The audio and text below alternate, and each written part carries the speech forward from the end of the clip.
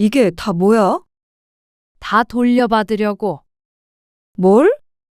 무슨 말이야? 내가 너한테 해줬던 거 돌려받으려고. 다 되돌려 놓은 거야. 엄마 왜 이러는 거야? 지난번부터 엄마가 도와주기로 한 거잖아. 근데 왜 자꾸 이상한 소리를 해?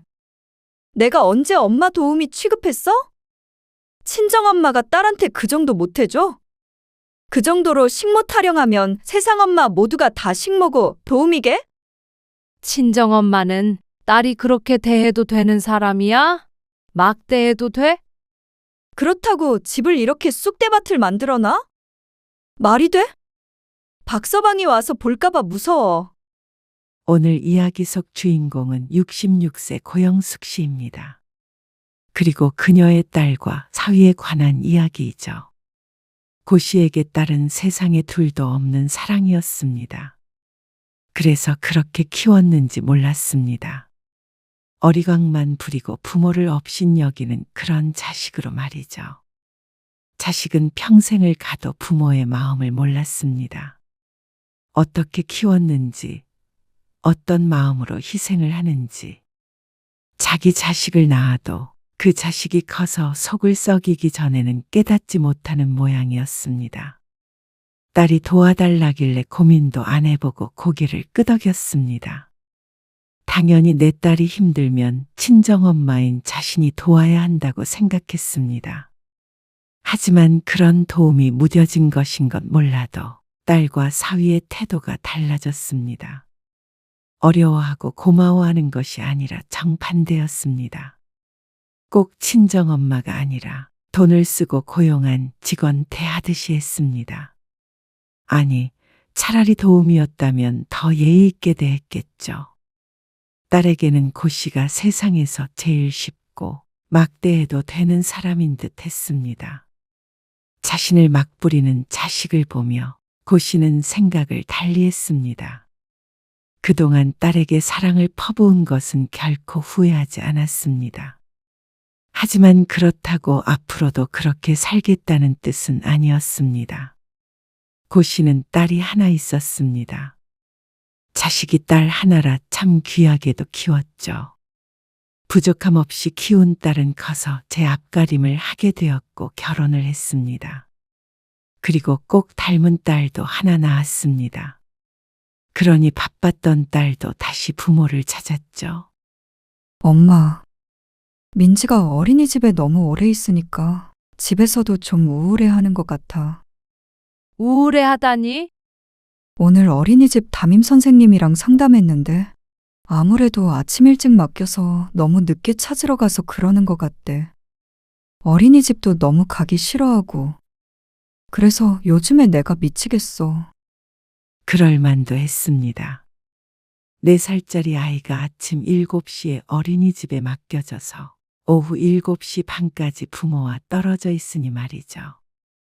마음 같아서는 진작에 봐주고 싶었습니다. 하지만 거리가 가깝지 않은 탓에 딸도 부탁을 한 적이 없고 고 씨도 엄두를 못 냈죠. 그런데 이렇게 직접적으로 부탁을 하니까 고 씨도 달리 생각할 수밖에 없었습니다. 그래서 하나밖에 없는 딸을 위해 그 근처로 이사를 했습니다. 1시간 거리가 5분 거리로 줄었습니다. 남편도 딸의 말을 듣고는 흔쾌히 그러자고 했습니다. 이제 직장이 걸리는 것도 아니고 말이죠. 이사가 쉬워서가 아니었습니다. 딸을 위해서였죠. 이제부터 할머니가 놀아줄게. 이사하고 다음 날 고 씨는 딸의 집으로 갔습니다. 손녀가 하원하는 시간에 맞춰서 딸의 아파트 앞에 서 있다가 데리고 들어갔습니다. 그리고 딸이 퇴근하는 시간까지 돌봐주었습니다. 엄마 없으면 어쩔 뻔했어. 딸이 울먹거리며 말했습니다. 감사해요. 장모님, 앞으로 잘 부탁드립니다. 딸과 사위가 그렇게 좋아하니 큰 결정을 내리길 잘했다고 생각했습니다. 그리고 고 씨의 삶도 좀 더 활기가 생기는 것 같았습니다. 오늘은 우리 집으로 데리고 갈게. 아빠가 보고 싶다고 하셔. 알겠어. 그러면 퇴근하고 엄마 집으로 데리러 갈게. 남편도 좋아했습니다. 그래서 모두가 행복한 결정을 했다고 생각했습니다. 그때는 그랬죠. 엄마, 혹시 화장실 청소했어? 아까 보니까 물때가 너무 껴서 말이야. 너 청소할 시간 없잖아. 아, 하지 말지. 왜 했어? 괜히 미안하게. 미안하긴 뭐. 민지가 혼자 잘 노니까 시간이 많아서 그랬어. 아이 깨끗하긴 하네. 다른 데는 청소 잘 못해도 욕실이랑 부엌은 깔끔하게 해. 비위생적이게 애를 키울 수는 없잖아. 알았어. 걱정 마. 고마워, 엄마.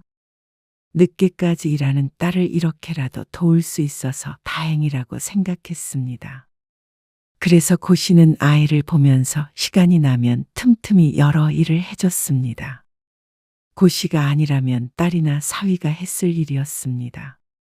그래서 어쩔 때는 쌓여있는 설거지를 해주고, 어쩔 때는 집에 가면서 쓰레기를 버려주고, 또 어떤 날에는 소파에 걷어져 있는 빨래를 개어주기도 했습니다. 그렇게 하면 딸이 하루에 30분은 더 쉴 수 있지 않을까 싶어서였습니다. 엄마, 집에 반찬이 뚝 떨어졌는데 밑반찬만 두어 개 해주고 가면 안 될까? 재료를 사놓고는 도무지 시간이 없어서 못했어. 오늘 먹을 것도 없어. 냉장고 열어봐. 없어. 알았어. 해놓고 갈게. 고마워. 엄마, 고 씨는 딸의 전화를 받고는 냉장고를 열어보았습니다. 어수선했습니다. 딸이 따로 챙겨둔 손녀의 밥만 챙겨주고는 냉장고를 건드린 적이 없었는데 냉장고 정리부터 해야 할 것 같았습니다. 딸과 사위가 조금 늦는다길래 음식도 해놓고 냉장고 정리도 해놓았습니다. 그러다 보니 시간이 훌쩍 지나갔죠. 처음엔 일주일에 한두 번이었습니다. 김치찌개나 된장찌개처럼 간단한 것들, 나물 몇 가지 해놓으면 딸이 데워서 먹었습니다. 어차피 손녀딸 밥도 주고 간식도 챙겨줘야 하는데 거기서 조금만 더 신경을 쓰면 될 일이었습니다. 그래서 힘들어도 힘든 줄 몰랐습니다. 엄마. 나 깜빡하고 세탁기를 못 돌리고 나왔어. 내일 입어야 되는 옷이 있는데 늦게 집에 가서 돌리고 널면 안 마를 것 같아서 그런데 미안하지만 엄마가 좀 해줄 수 있어? 그래? 어떻게 돌리면 돼? 그냥 엄마 집에 있는 세탁기랑 비슷해. 손빨래 해야 하는 건 아니고? 아니, 그러지는 않아도 되는데 건조기는 돌리면 안 돼. 알았어. 걱정 마. 딸이 부탁하는 일은 점점 늘어났습니다. 어차피 집에 있으니 내가 하자 하면서 딸이 해달라는 건 대부분 들어주었습니다. 오후 3시부터 8시 가까이 있으니까 시간은 충분했습니다. 엄마, 빨래 널었어? 널었어. 거실 봐. 사위보다 먼저 퇴근해서 집에 온 딸이 빨래부터 확인했습니다. 그런데 고 씨가 널어놓은 빨래를 보고 인상을 찌푸렸습니다. 근데 혹시 흰 빨래랑 검은 빨래랑 같이 돌렸어? 어? 몰라. 한 번에 돌렸는데? 왜? 아니, 엄마. 같이 빨면 어떡해, 상식적으로. 따로 빨라는 소리를 안 해서. 당연히 한 번만 돌리면 되는 줄 알았지. 엄마도 살림하면서 그런 걸 일일이 말을 해야 해. 당연히 따로 해야지. 왜? 물들었어? 육안으로 보았을 때는 그래 보이지 않았습니다. 그럴 수도 있으니까 하는 소리지. 엄마는 집에서 그냥 다 같이 넣고 빨아서. 다음부턴 꼭 따로 빨어. 어, 얼떨결에 대답을 하긴 했지만 조금 희한한 상황이라고는 생각했습니다. 그런데 딸이 하도 짜증을 내니 그러겠다고 대답하고 만 것이었죠. 분명히 처음엔 거실에 늘여놓은 장난감만 치워줘도 고맙다고 울먹거리던 딸이 이제는 무얼 해도 고맙다는 말은 하지 않았습니다. 오히려 좀 더 세세한 요구를 이야기할 뿐이었죠. 엄마, 박서방이 엄마가 한 콩나물 무침이 너무 싱겁대. 그래? 소금 좀 많이 쳤는데. 박서방은 좀 짭짤한 거 좋아해. 차라리 짜게 해줘. 알았어. 그리고 미역국 끓였어? 어? 너 좋아하잖아. 딸이 냄비 뚜껑을 열며 물었습니다. 그런데 인상을 찡그린 채였습니다. 좋아하긴 하는데. 나 회사에서 중요한 발표 있단 말이야. 내가 말하지 않았나? 미역 먹으면 미끄러지는 거 아니야? 이건 박서방이나 줘야겠다. 언제 퇴근한대? 금방 온대. 밖에 비 온다는데 엄마 집에 어떻게 가게? 우산 쓰고 가면 되지. 가까운데 뭘. 고씨의 말에 딸이 고개를 끄덕였습니다. 그리고 잠시 뒤에 띠리릭 소리가 들리며 현관문을 열고 사위가 들어왔습니다. 고씨를 향해 고개를 슬쩍 숙였죠. 사위의 머리랑 어깨가 젖어 있었습니다. 비 많이 와? 많이 오네. 지하주차장에 자리 없어서 밖에다 대고 왔어. 비 더 오기 전에 난 그럼 이만 가볼게. 우산 하나만 빌려줘. 거기 있는 거 가지고 조심히 가. 고씨가 우산을 들며 신발을 신자 사위는 또다시 고개를 살짝 숙여 인사했습니다. 그게 끝이었습니다. 고씨는 비가 오고 있는 바깥으로 우산 하나 달랑 들고 홀로 나왔습니다. 어머나. 비가 이렇게 많이 오나? 생각보다 훨씬 많이 내리는 비에 잠시 고민이 되었습니다. 이대로는 우산이 있어도 쫄딱 젖을 것 같았죠. 그래서 결국에 고씨는 휴대폰을 들었습니다. 지수야. 지금 비가 너무 많이 오네. 걸어갈 엄두가 안 난다. 어쩌지? 그런데 딸이 더 안타까운 말투로 대꾸했습니다. 어쩌지? 지금 박서방 씻으러 들어갔는데? 나도 아까 씻어버렸고. 아, 그래? 가까우니까 얼른 뛰어가. 그게 오히려 더 안 젖어. 차 타러 가다가 다 젖겠다. 딸의 말에 고씨는 전화를 끊어야 했습니다. 그렇게 심호흡을 하고 퍼붓는 빗속으로 뛰어들었습니다. 아니, 왜 이렇게 젖어서 와? 밖에 비 엄청 오잖아요. 누가 그걸 몰라서 물어? 애들이 안 태워줬어. 이렇게 비가 많이 오는데 5분 거리를 뭘 태워주고 말고 해요. 말이 5분이지. 더 걸려. 비도 오고. 남편은 기분이 조금 상한 듯 보였습니다. 하지만 더 기분이 상한 고씨는 오히려 웃으며 말했습니다. 애들이 태워준다고 했는데 내가 말렸어요.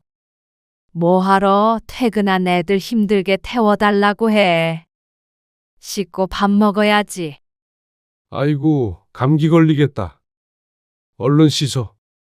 욕실로 들어간 고씨는 자신의 꼴을 보더니 한숨을 쉬었습니다. 큰 우산을 쓰긴 했지만 물에 빠진 생쥐 같은 꼴이었습니다.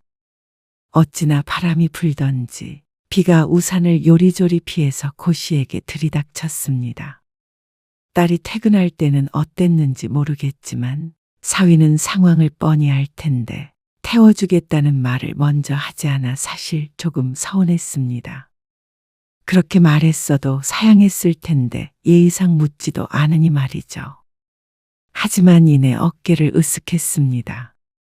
거기까지 미처 생각하지 못했겠지 하고 가볍게 생각하기로 했습니다. 마음에 담아두고 있어봤자 곧이 가슴만 무겁지 하고 털어버렸죠. 그러던 어느 주말이었습니다. 딸이 전화를 걸어 물었습니다. 엄마, 아빠 오늘 어디 간다고 했나? 모임 가셨어? 그래? 그러면 와서 좀 같이 놀던지. 주말인데 엄마 심심하잖아? 사실 주말이라 집에서 조금 쉬고 싶은 마음이 들었습니다. 딸의 집에 가면 진이 빠지니 말이죠. 그런데 주말이라 다 같이 있으면 그래도 좋은 시간을 보낼 수 있겠다는 생각이 들었습니다. 아이와 둘이 씨름하는 것 말고 고씨도 고씨의 딸과 오붓한 시간을 보내고 싶었습니다. 그런데 딸의 집에 도착했을 때 딸의 꿍꿍이를 알았습니다. 너희 어디 가니? 집에 있는다기에 화장도 했고 차림새도 외출복이었습니다. 사위랑 딸 모두 말이죠. 그러자 딸이 웃으며 대답했습니다. 아, 갑자기 급한 약속이 생겨서 말이야. 급한 약속. 아무리 급해도 15분쯤 전에 자신과 통화를 했으니 약속은 그 전에 생겼을 것이었습니다. 15분 만에 머리하고 화장까지 다 했을 딸이 아니었으니까요. 그렇다면 같이 시간을 보내기 위해서 부른 것이 아니라 주말에도 애를 맡기기 위해 부른 것이었습니다. 그런데 전화통화로는 꼭 같이 있을 것처럼 굴었습니다. 고씨가 잠시 서 있자 딸이 가방을 챙겼습니다. 우리 저녁까지 먹고 들어올 거거든. 엄마도 민지랑 뭐 좀 챙겨 먹어. 황당한 마음에 대답을 하지 않고 있었습니다. 그런데 딸이 나가기 전에 다시 고씨를 불렀습니다. 아, 맞다. 엄마, 어젯밤에 민지가 이불에 쉬를 했거든. 그래서 베란다에 내놨는데 깜빡하고 못 돌렸다. 그것 좀 엄마가 좀 해줘? 냄새 날 것 같아. 그리고 민지 씻길 때는 얼굴도 거품해줘. 애기 폼클렌저 새로 샀으니까. 그럼 부탁해. 아주 발랄하게 자기 할 말만 하고 쏙 나가버리는 딸 때문에 고씨는 혼이 빠지는 기분이었습니다. 꼭 회사원이 주말에 갑작스럽게 출근을 하게 된 것 같은 기분이었습니다. 그것도 야근으로 말이죠. 저녁까지 먹고 오겠다면 도대체 몇 시에 들어오겠다는 말인지 몰랐습니다.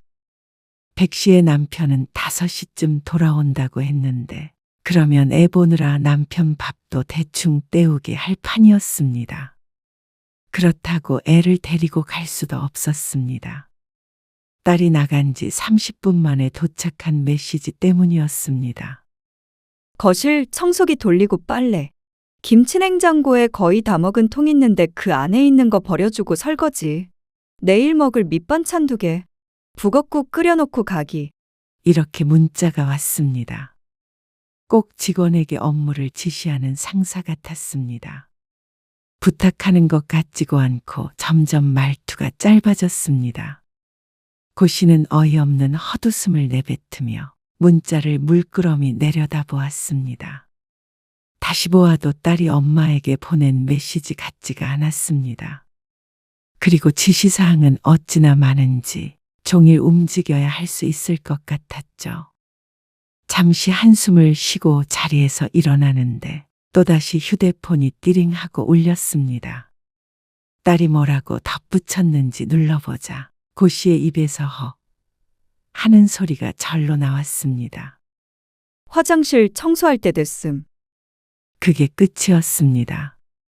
부탁한다던가 고생해달라던가 시간이 있으면 해달라던가 그런 메시지는 없었습니다. 휴대폰은 다시 울리지 않았습니다. 고씨는 한참을 휴대폰을 들고 앉아 있다가 조용히 거실 테이블 위에 내려놓았습니다. 가슴 한편이 싸해졌습니다.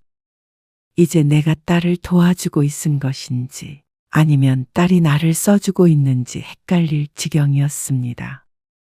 칭얼 때는 아이를 챙기고 낮잠을 재웠습니다. 그리고 나서 다시 문자 메시지를 열어보았습니다. 다시 읽어보니 더 기분이 이상했습니다. 청소기, 반찬, 욕실 정리, 빨래. 그 많은 걸 모두 고씨에게 던져둔 채로 딸은 약속이 있다며 사위와 함께 집을 나선 것이었습니다. 그럴 수가 있나 싶었습니다. 혼자서 여기저기 청소를 하며 허리도 못 펼 친정엄마를 생각하면 이런 문자 메시지를 보낼 수는 없었습니다. 고씨도 딸이라서 해주는 것이었지. 만약 돌아가신 고씨의 친정엄마가 자신을 위해서 이러고 있다고 생각하면 나가 있다가도 불이 나게 집으로 돌아왔을 것 같았습니다. 그 모습이 나중에 사무칠 것 같아서 말이죠. 하지만 고씨의 딸은 전혀 그러지 않은 모양이었습니다. 딸이 친정엄마에게 의뢰 갖게 되는 그런 연민이나 죄책감, 애틋함 같은 게 고씨의 딸 지수에게는 없는 것 같았습니다. 마음 같아서는 다 두고 돌아가고 싶었지만 이미 외출한 딸과 사위를 부르면 만족스러울까 떠올려 보았을 때 고씨는 고개를 젓고 말았습니다. 아마 딸과는 사이가 틀어지고 사위와도 불편해지지 않을까 싶었습니다. 아이를 봐주기로 약속했고 자신이 딸의 집안일을 조금씩 도와주길 바랐으니 그 일의 연장일 뿐이라고 생각하자 다짐했습니다. 그래야 평화가 지켜진다고 생각했습니다. 하지만 딸이 저녁 늦게 집에 도착했을 때 집으로 돌아가는 고씨의 발걸음은 무척 힘이 없었습니다. 아니 무너지기 직전이었습니다.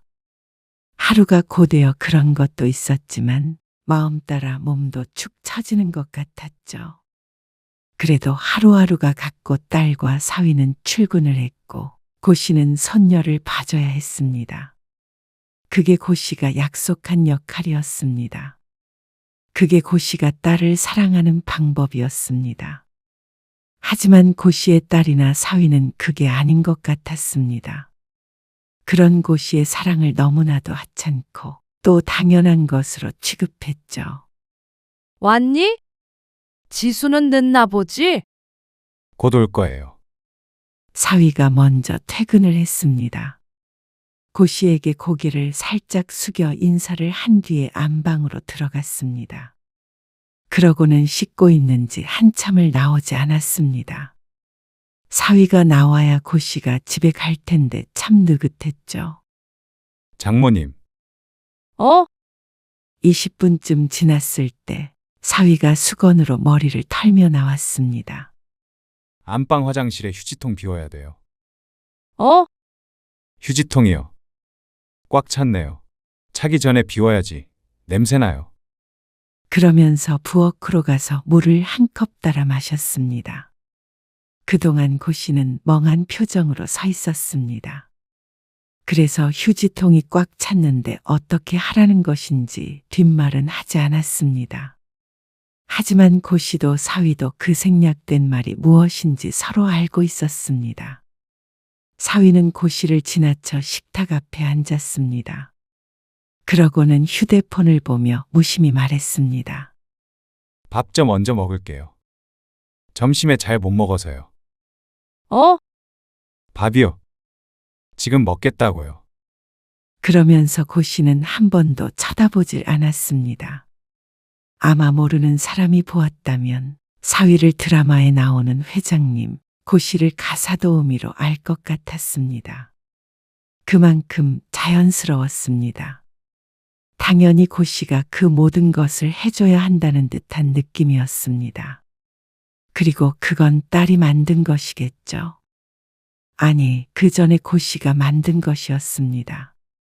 뭐든 해달라는 걸 해주다 보니 내가 스스로 가사도우미의 역할을 자처한 것이 아닌가.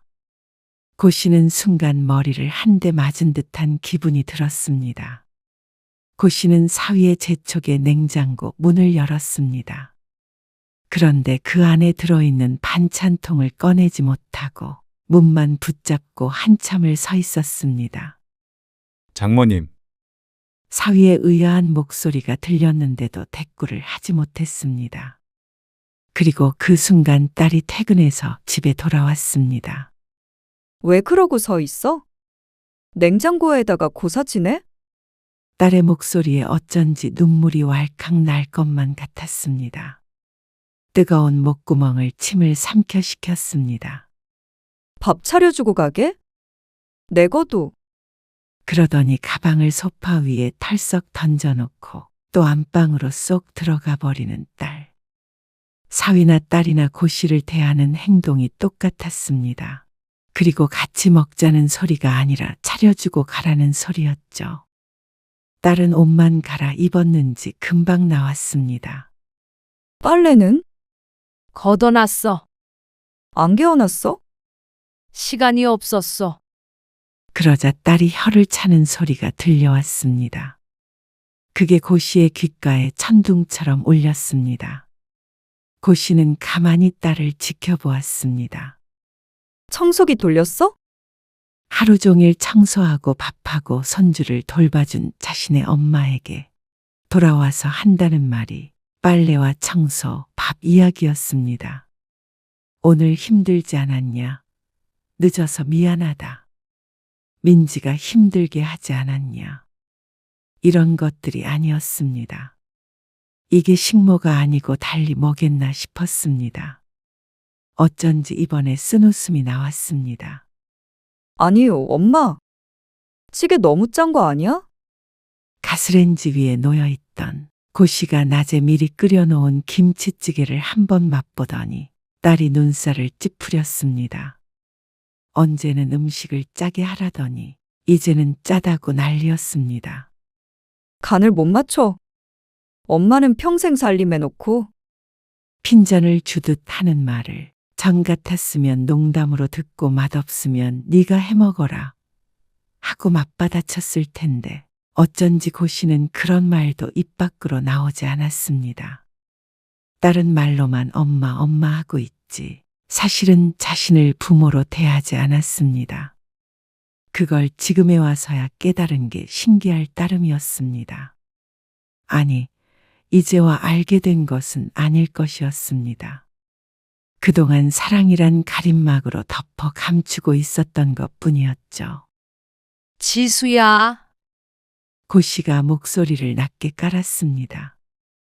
그 와중에도 딸은 왜 밥을 차리려다 마느냐며 투덜댔습니다. 냉장고 문을 드디어 닫으며 고씨가 말을 이었습니다. 네가 지금 엄마한테 하는 말투 알아? 무슨 말투? 딸이 당황스러운 표정을 지었습니다. 웬 뜬금없는 소리를 하느냐고 묻는 것 같았죠. 꼭 직원 부리듯 한다. 가사 도우미, 파출부, 식모. 아니, 엄마. 무슨 말을 그렇게 해. 내 말투가 어떻다고. 그러자 휴대폰만 바라보고 있던 사위도 처음으로 고개를 들었습니다. 그게 그러면 너 낳아주고 길러주고 하루 종일 널 위해 고생한 엄마한테 하는 말투가 맞아. 에이, 왜 그래? 좀 서럽네. 아니, 갑자기 왜 그러냐고. 박서방도 있는데. 딸이 엄마한테 이런 말도 못해? 그리고 엄마는 뭐, 민지 보러 왔으면서 생색을 내? 생색. 아니, 말이 그렇다는 거지. 꼭 내가 엄마 부려먹은 것처럼 말하니까. 그럼 아니니? 넌 너희 시어머니와도 이러니? 시어머니랑 친정엄마랑 같아? 그럼 박서방이 말해봐. 어머니 오셔도 그래. 그러자 딸과 사위가 입을 꾹 다물었습니다. 밥은 너희가 차려 먹어. 일단 내일은 다시 올 테니까. 마음 같아서는 내일부터 안 나오고 싶었지만 내일 당장 출근해야 하는 딸에게 그건 너무 가혹한 것 같았습니다. 그래서 말미를 주고 그만두려고 했습니다. 무작정 그만두는 건 차마 할 수가 없었습니다. 그리고 그러한 배려마저도 딸에게 사치라는 걸 깨달았습니다. 다음 날 하원한 손녀를 데리고 딸의 집에 들어와 있었습니다. 내일까지만 봐주고 그 다음부터는 사람을 쓰던지 다시 어린이집에 종일반을 보내던지 하라고 통보는 해놓은 상태였죠. 그런데 딸에게서 전화가 왔습니다. 엄마, 나 오늘 야근이야. 박서방은 박서방도 늦는데. 그 말에 한숨이 나왔습니다. 이 와중에 야근을 한다는 딸이 야속했습니다. 원해서 하는 것은 아니겠지만 이대로는 고 씨가 갈 수가 없었습니다. 어린이집에 보내고 싶어도 또 이런 상황이 올 텐데 엄마는 손녀가 그렇게 늦은 시간까지 이리저리 맡겨지는 걸 원하는 거야? 그러면 정말로 도우미를 쓰면 되잖아. 엄마, 그럴 돈이 어디 있어. 그래도 엄마는 이대로는 못 봐줘. 얼른 사람 구해. 그때까지는 봐줄 테니까 그럼. 딸이 한숨을 쉬었습니다. 일단 알겠어. 오늘은 늦어요. 그런데 다음 날도 또 그 다음 날에도 딸과 사위는 야근을 했습니다. 둘이 동시에 야근하는 날은 여태 아주 드물었습니다.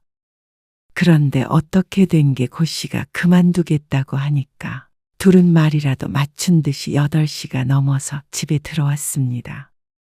오늘도 늦어. 또 어쩔 수 없잖아. 요즘 회사가 바빠. 고 씨는 전화를 끊으면서도 찜찜했습니다. 그래서 그날은 잠든 손녀딸을 들쳐업고 아파트 밖으로 나갔습니다. 도대체 왜 안 오나 해서 말이죠. 그런데 놀라운 장면을 목격했습니다.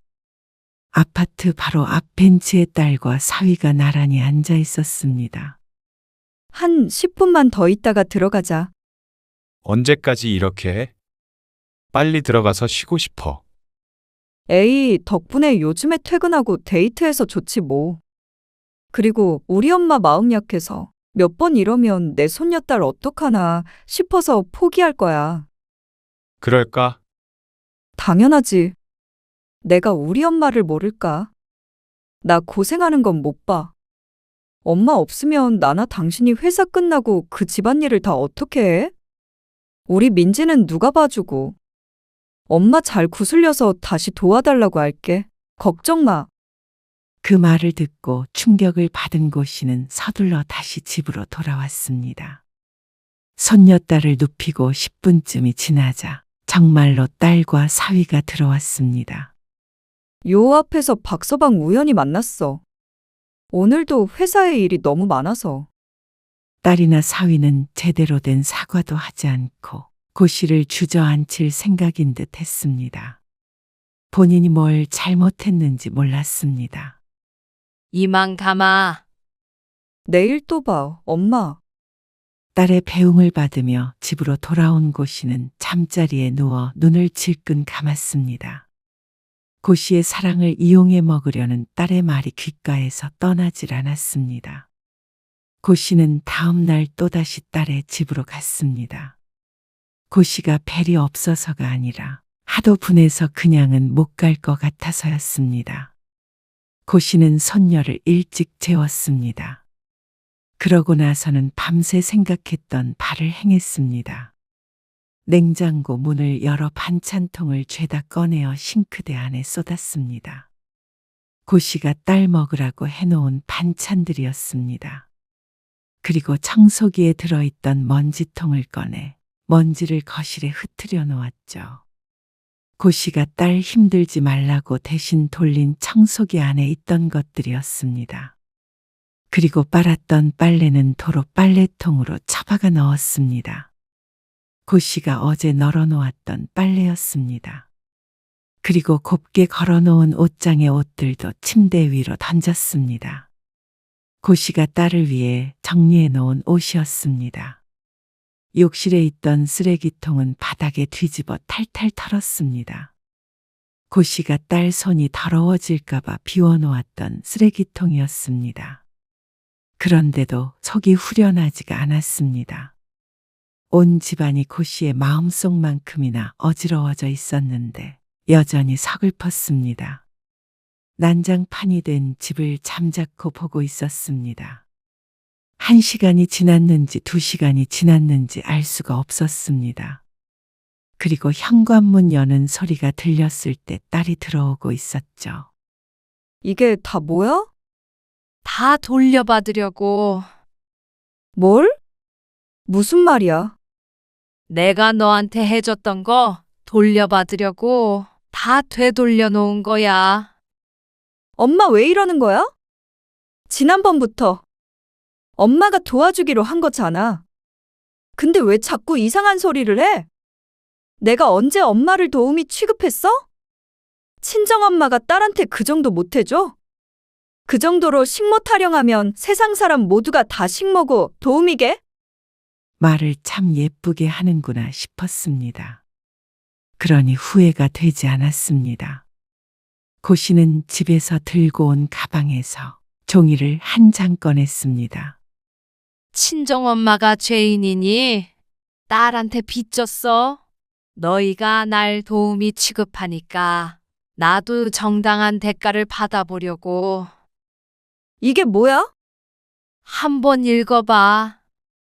종이를 찬찬히 훑던 딸은 고 씨를 향해 눈을 부릅떴습니다. 그러니까 그동안 집안일 해주고 애봉값을 달라는 거잖아.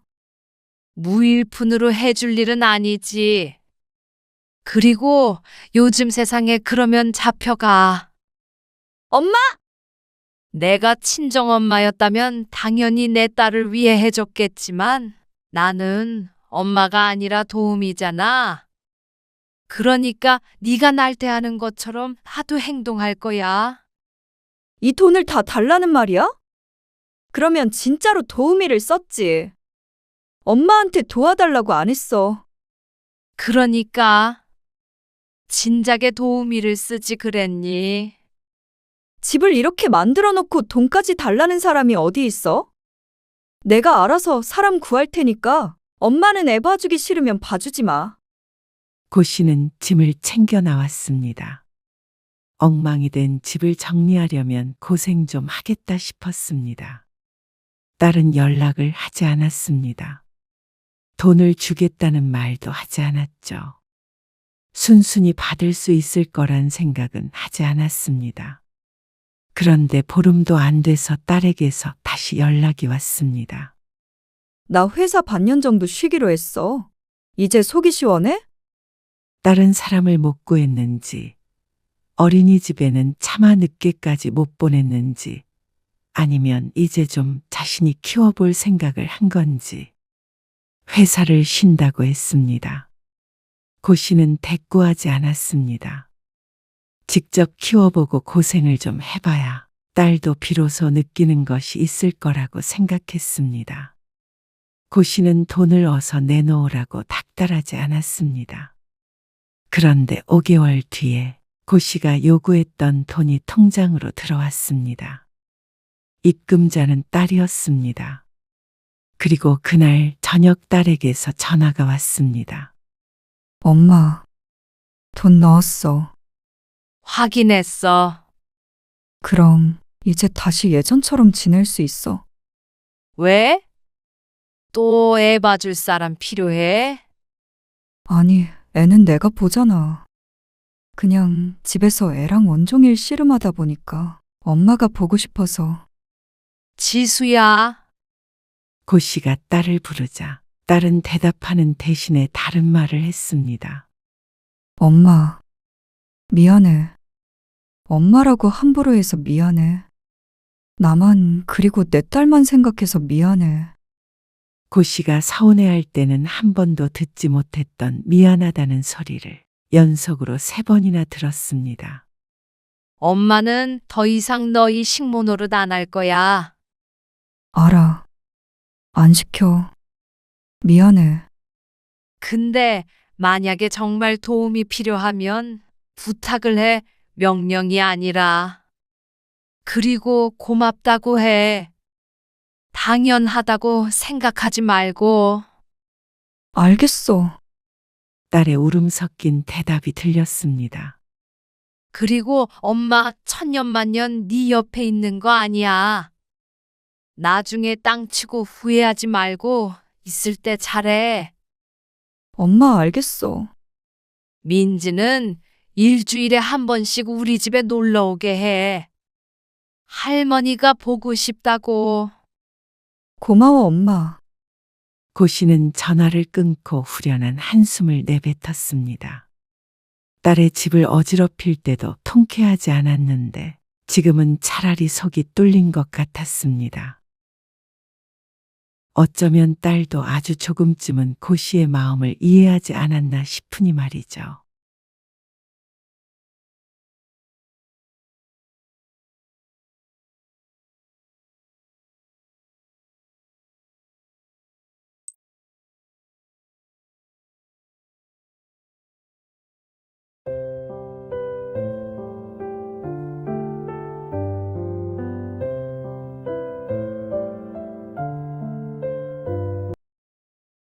지금 안에 사시는 분이 아드님이라고 하셨죠?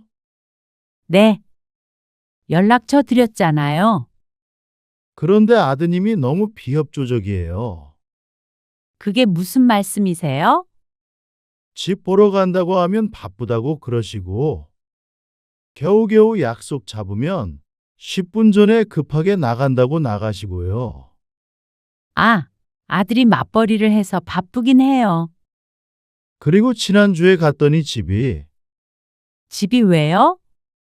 아니, 그렇게 엉망이면 누가 이 집을 사요? 엉망이라니요? 그 집이 리모델링한 지 얼마 안 된 집인데? 그게 아니고요. 너무 짐이 쌓여 있고 지저분해서 손님을 데리고 갈 수가 없어요. 집이 어떻게 생겼는지 보이지도 않는다니까요. 그럴 리가요. 제 말 못 믿으시겠어요? 그리고 어제는 제가 너무 바빠서 손님만 보냈거든요. 물론 아드님이랑 약속 잡은 다음에요. 그런데 저희 손님한테 집을 안 판다고 했대요. 위치가 좋아서 제가 손님 오면 꼭 사모님 집부터 소개했는데 이렇게 하시면 저도 일 못해요. 오늘 이야기 속 주인공은 60세 백문희 씨입니다. 그리고 그녀의 아들과 며느리에 관한 이야기이죠. 백 씨는 지난해 빈대 때문에 고생이 많았습니다. 요즘 같은 때 빈대가 웬 말이냐 싶을 수 있겠지만 사실이었습니다. 아니, 빈대보다도 더 악독한 것들이었죠. 다름 아닌 백 씨의 친아들과 며느리였습니다. 어떻게 자식들을 빈대에 비교하느냐고 욕을 할 수도 있지만 백 씨에게도 이유가 있었습니다. 아들 며느리의 딱한 사정을 알고 노후 자금이나 마찬가지인 빌라를 빌려줬더니 딱 붙어서는 도무지 나오질 않았습니다. 백 씨도 그것을 처분해야 살아갈 수 있는데 말이죠. 집을 보러 오는 사람들이 있을 때마다 집에 없는 척을 하거나 문을 안 열어줘서 도무지 팔 수가 없었습니다.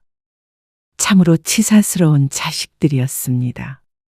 하지만 오히려 자식들은 백 씨를 치사스럽다고 손가락질했습니다. 자식에게 주는 것 아까워하느냐며 말이죠. 아까워했다면 진작 살지도 못하게 했을 것이었습니다.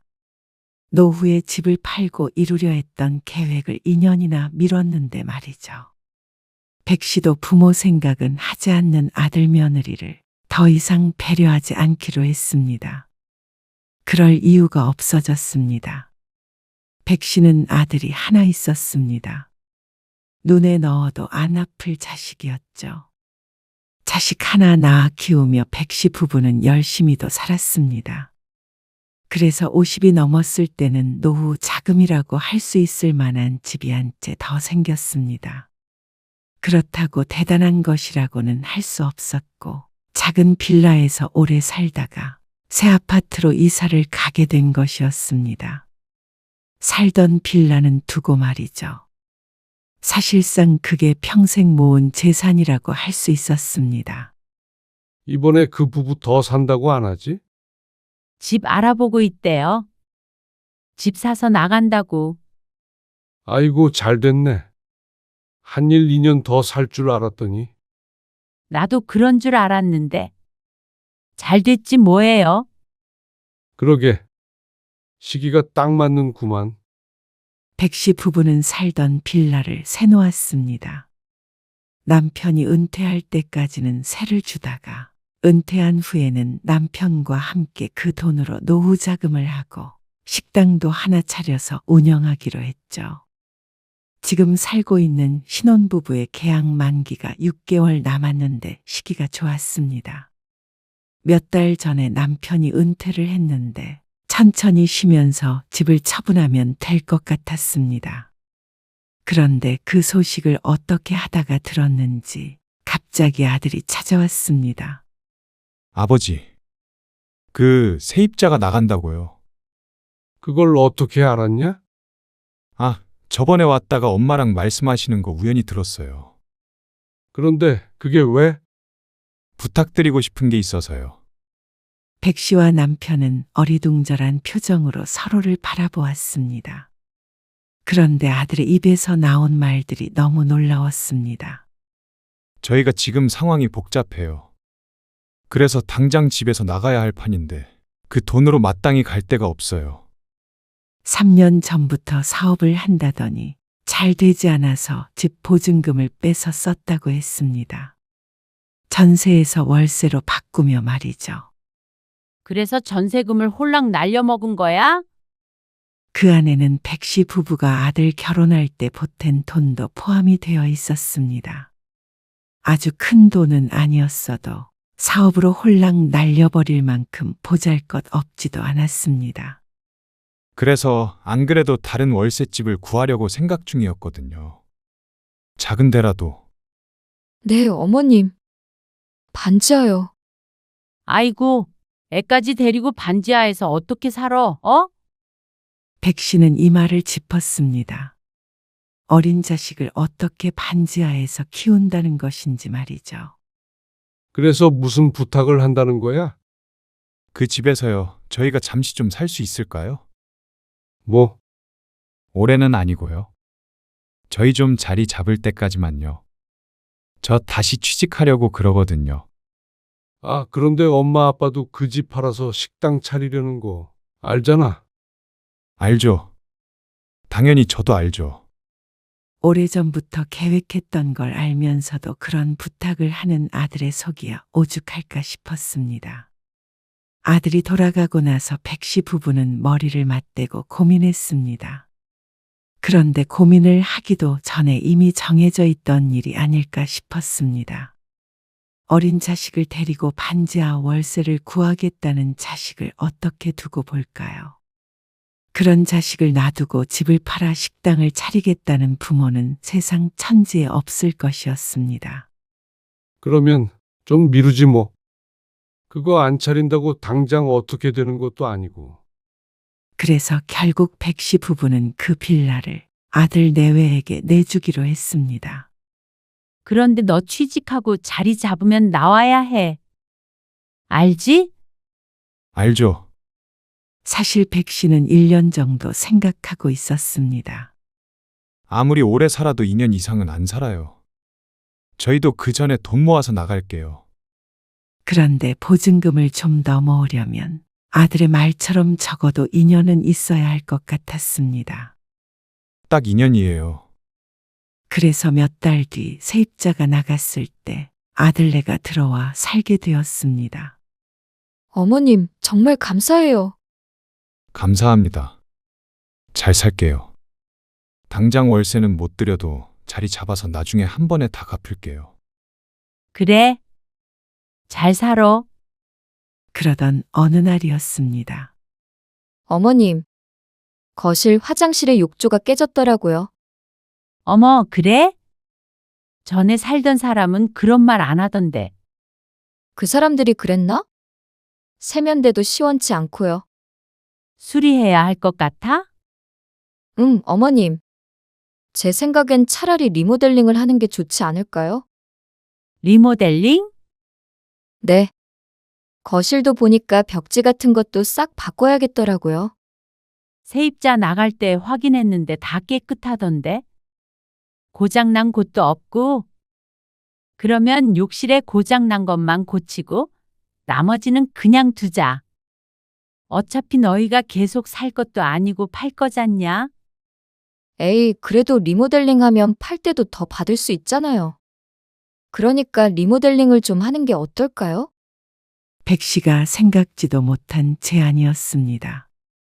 5년 전에 부분적으로 리모델링을 해서 겉보기에는 깔끔한 편이라고 생각했습니다. 어차피 저희도 2년 살다 나가면 리모델링하고 거의 새 거인 상태로 내놓는 거잖아요. 그럼 훨씬 잘 팔리죠. 그리고 무엇보다 아기도 좀 더 깨끗한 데서 키우고 싶고. 그래, 상의해 볼게. 그리고 남편에게 아내와 전화통화한 내용을 이야기했더니 남편이 선뜻 고개를 끄덕였습니다. 해줘. 어차피 고친 거 어디 가는 거 아니잖아. 안 그래도 해줘야 할까 생각은 했어. 그렇게 하기로 했는데 또 주변 다른 사람들은 의견이 달랐습니다. 에이, 대충 살다 나갈 건데 리모델링까지 해. 그리고 집 고치는 비용도 아들 며느리가 내야지.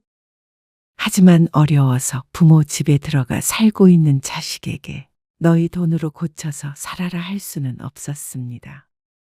그랬을 거라면 월세도 받았겠죠. 그렇게 아들이 사는 빌라 리모델링도 큰 돈을 들여서 해주었습니다. 그러자 아들 며느리는 너무 좋아하며 집들이 겸 초대를 하기도 했습니다. 어머님, 이번 주에 한번 오세요. 맛있는 거 해드릴게요.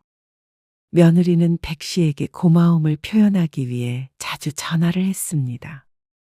손수 만든 밥상을 차려주기도 했고 명절에도 어찌나 부지런히 움직이던지 그렇게 고마울까 싶었습니다.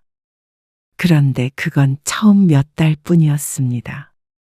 이번에 아버지 생신에 너희 집에 갈까? 저희 집이요? 지난번에 내 생일에 너희 집에서 놀고 너무 좋다고 그러셨거든. 아, 혹시나 생일상 차려달라는 거 아니니까 오해하지 말고. 이번에는 우리가 진짜 맛있는 맛집에서 포장해서 갈게. 그 집 근처에 있는 아구찜 집인데 우리가 거기에 살 때도. 그런데 며느리가 백 씨의 말을 자르며 대꾸했습니다. 아버님 생신에는 좀 힘들 것 같아요. 아, 일정이 있구나? 네. 그때는 좀 바쁠 것 같아요. 바쁜 것도 아니고 바쁠 것 같다는 말에 고개를 갸웃했습니다. 하지만 바쁘다는 말에 이번에는 남편의 생일엔 둘이 보내야겠다고 대수롭지 않게 생각했습니다. 그런데 어느 순간부턴가 며느리의 태도가 변한 걸 깨닫게 되었습니다. 아, 다음 주에 약속이 있어요. 아이가 아픈 것 같아요. 다음에 뵐게요. 집이 어수선해서요. 다음에 저희가 초대할게요. 바빠서 이번엔 못 갈 것 같아요. 줄기차게 전화에 대던 아들과 며느리의 연락이 뜸해졌고 잦던 만남도 마찬가지로 드문드문해졌습니다. 많이 바쁜가 보다 싶다가도 아들 며느리의 태도를 보면 모를 수가 없었습니다. 자꾸만 만나는 게 불편하다는 걸 말이죠. 그래서 백 씨도 전처럼 자주 연락하지는 않았습니다. 그러던 어느 날이었습니다. 백 씨는 누군가로부터 전화를 한 통 받게 되었습니다. 안녕하세요. 명지빌라 401호인데요. 아, 예. 안녕하세요. 201호 때문에 전화드렸는데요. 아들네가 살고 있는 빌라를 관리하는 세대에서 전화가 왔습니다. 아들네가 들어갈 때 연락처를 알려주었을 텐데 왜 자신에게 전화를 한 건지 의아했습니다. 무슨 일 있어요? 아니, 전화를 했는데 도통 받아야죠. 왜 그러시는데요? 201호 앞에 쓰레기를 너무 많이 내놔가지고요. 주민들이 난리예요. 쓰레기요? 하루 이틀도 아니고요. 초인종을 눌러도 나와보지도 않고 차는 있는데 문도 안 열어요. 아, 둘 다 일을 해가지고요. 아니요. 저녁에 가든 밤에 가든 새벽에 가든요. 아, 그럴 리가요. 전화해 보시죠. 전화도 안 받는다니까요. 아니, 거기에다가 쓰레기를 왜 자꾸 내놓는 건지. 냄새도 너무 심하고 날파리가 하도 꼬여서 제가 몇 번 내놨어요. 백 씨는 잠시 말을 잃었습니다. 다 같이 사는 건물에서 이러면 안 되는 거잖아요. 누구는 그 밖에까지 쓰레기 들고 가고 싶어서 그래요. 그런 거 아니잖아요. 그렇죠. 아니죠. 아무튼간 아드님 산다고 했잖아요. 그러면 얘기 좀 해주세요. 내가 웬만하면 이런 전화 안 해요. 사람들 사는 거 상관도 안 한다고요. 근데 하도 주변에서 나만 들들 볶으니까요. 내가 뭐 이 건물 주인도 아니고 다 같은 입장인데. 아이고, 알죠. 전화를 끊고도 얼굴이 화끈거렸습니다. 쓰레기를 문 앞에다가 내놓는다니. 어린 아들 학교 선생님한테 전화 온 것도 아니고 이게 무슨 일인가 싶었습니다. 백 씨는 아들에게 전화를 걸었습니다. 하지만 받지 않았습니다. 그래서 며느리에게 전화를 걸었더니 마찬가지였습니다. 얘들이 요즘 왜 이렇게 전화를 안 받는지 몰라. 당신이 한번 가봐. 백 씨는 아들이 사는 집으로 찾아갔습니다. 전화를 받지 않으니 한번 가서 두드려 봐야겠다 싶었습니다. 주말이라 집에 있지 않을까 싶었죠. 어? 저거 기훈이 차 아냐? 버스에서 내려서 골목을 걷는데 저기에서 아들의 차가 보였습니다. 빌라 옆에 주차를 하고 있었습니다. 아들 며느리가 손자와 함께 차에서 내려서 금세 빌라 안으로 들어가 버렸습니다.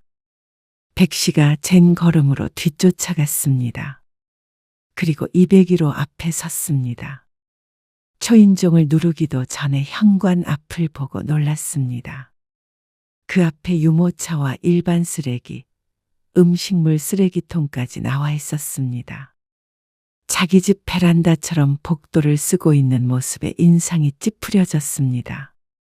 백 씨에게 전화를 한 여자에게 조금 화가 났었는데 이 상태를 보니 전화할 만했다고 생각했습니다. 어머, 이게 뭐야? 도대체? 집을 내주고 나서는 어떻게 사는지 일절 간섭하지 않았습니다. 저들 살림은 알아서 하는 것이니 말이죠. 이사한 지 얼마 안 돼서 왔을 때는 깔끔하더니 이게 무슨 일인가 싶었습니다. 그런데 초인종을 눌러도 도무지 아무도 나와보질 않았습니다. 뭐야? 방금 들어갔는데? 전화를 걸어보아도 받질 않았죠. 문을 두드렸습니다. 기훈아, 문 열어봐. 그랬더니 문이 슬그머니 열렸습니다. 며느리가 얼굴을 빼꼼 내밀며 눈을 크게 떴습니다. 아니, 어머님. 어쩐 일이세요?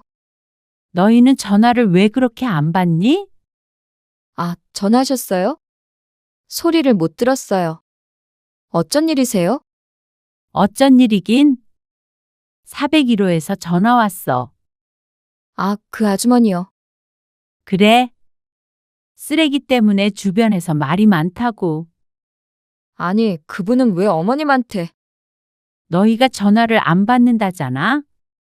집에 있으면서 왜 나와보지도 않아? 아, 지금 버리려고 했어요.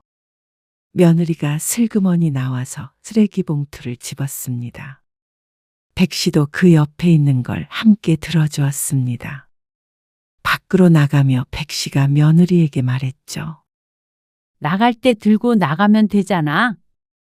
먼 것도 아니고. 네. 잘 지내고 있지? 어디 고장 나거나 불편한 거 없고? 아, 네. 살기 정말 좋은 것 같아요. 학교도 가깝고 이 동네 좋더라고요. 그래. 그래서 여기 근처에 젊은 부부들이 많이 살아. 그러면 이 집 근처로 알아보면 되겠네. 네? 이사 나갈 집 말이야. 알아보고 있는 거지? 아, 요즘 새도 많이 올랐더라고요. 그래. 그래도 적당한 곳 있을 거야. 그러자 그때부터 며느리는 말이 없었습니다. 나는 집에 가볼게. 전화를 안 받아서 잠깐 온 거야. 아, 네. 조심히 가세요. 백 씨는 며느리 집에 들어가지 않고 곧장 집으로 돌아왔습니다. 갑작스럽게 찾아온 것이라 방문을 하게 되면 며느리가 부담스러울 것 같았죠. 그렇게 한 달쯤 지났을 때였습니다. 약속된 인연이 한 달 앞으로 다가온 때였죠. 어느 날 아들에게서 전화가 왔습니다. 그런데 뜻밖의 말을 꺼냈습니다. 엄마, 저희가 생각을 좀 해봤는데요. 이사 말이에요. 그래? 잘 알아보고 있어? 이 집에서 그냥 저희가 사는 게 어떨까 해서요. 뭐? 그 집에서? 그 집 판다니까? 저희는 집이 없고 엄마는 남는 집이 있고 저희가 안 살 이유가 있나요? 남는 집이라니. 세상에 남는 집이 어디 있어? 그 집은 우리 노후 자금이야. 알잖아. 식당 차리는 것도 2년 미뤘어. 식당은 보증금 얼마 안 들잖아요. 굳이 팔 것까지 있어요? 이 집 저 주시면 제가 담보대출 조금 받아서 드릴게요. 한 3천이면 차리지 않나? 그러니까 말하자면 3천만 원을 줄 테니 그 집을 공짜로 달라는 말이었습니다. 순간 어이가 없어서 말이 안 나왔습니다. 그걸 어떻게 이렇게 당연하다는 듯이 말하는지 몰랐습니다. 3천만 원으로 식당을 어떻게 차려? 그리고 식당만 차리면 끝이야? 엄마 아빠가 평생 번 돈이야. 그걸 어떻게 너한테 다 줘? 나중에 물려주실 거 지금 미리 주신다고 생각하시면 엄마 아빠가 죽기라도 했니? 그런 말이 아니고요. 아직 준비가 안 됐어요. 준비가 안 됐다니. 둘 다 일하고 있고 잘 살고 있잖아. 너희 먹고 살만 해진 거 뻔히 아는데. 그래봤자 또 월세로 갈 수는 없잖아요. 요즘에 전세자금 대출도 잘 돼 있잖아. 이 집에 살다 보니 정도 들었고요. 그러면 너희가 사면 되겠네. 저희가 그럴 만한 돈이 어디 있어요? 작은 집이지만 매매를 하려고 하면 수억이었습니다. 그래도 2년간 공짜로 살며 돈을 모았으면 제 살 길은 찾지 않았나 싶었죠. 2년이면 엄마 아빠도 충분히 기다려줬어. 월세를 받아도 그게 얼만데. 너희도 집에 나가는 돈 아꼈잖아. 이제는 엄마 아빠 집은 돌려줘야 할 거 아니야? 백 씨의 말이 사실이었습니다. 월세를 내놓았어도 2년이면 큰 돈이었습니다. 이 정도면 부모로서 충분히 자식을 배려했다고 생각했습니다. 무엇보다도 백씨 부부는 계획이 있었습니다. 그걸 백지화 하자는 말에 고개를 저을 수밖에 없었습니다. 너무하시네요. 그렇게 전화를 끊고 마음이 좋지 않았습니다. 꼭 아들을 쫓아내는 것 같았습니다. 약속이 다 되었던 일인데 말이죠. 하지만 마음이 안 좋다고 집을 홀랑 줘버릴 수는 없었습니다. 아들 며느리 둘이 열심히 벌면 집 한 칸은 마련할 수 있을 것이었습니다. 그런데 아들이 참 도와주질 않았습니다. 저희는 못 나가요. 뭐? 잘 살고 있는데 어디로 가라는 말씀이세요? 엄마는 손주가 불쌍하지도 않으세요? 꼭 아들네 집을 백 씨가 빼앗기라도 하는 것처럼 말했습니다. 손주까지 들먹거리니 백 씨는 자신이 비정한 사람이 된 것 같아 찜찜했습니다. 그래도 약속한 게 있잖아. 안 나오겠다고 버티면 어떻게 해? 이럴 줄 알았으면 거기 들어가서 살라고 안 했지.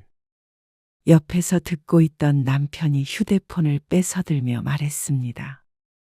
남편이 적극적으로 아들네를 도와주라고 했었는데 아들의 태도에 화가 난 듯 했습니다. 미리 좀 주시면 안 되냐고요. 미리 아예 장례를 치르지 그러냐?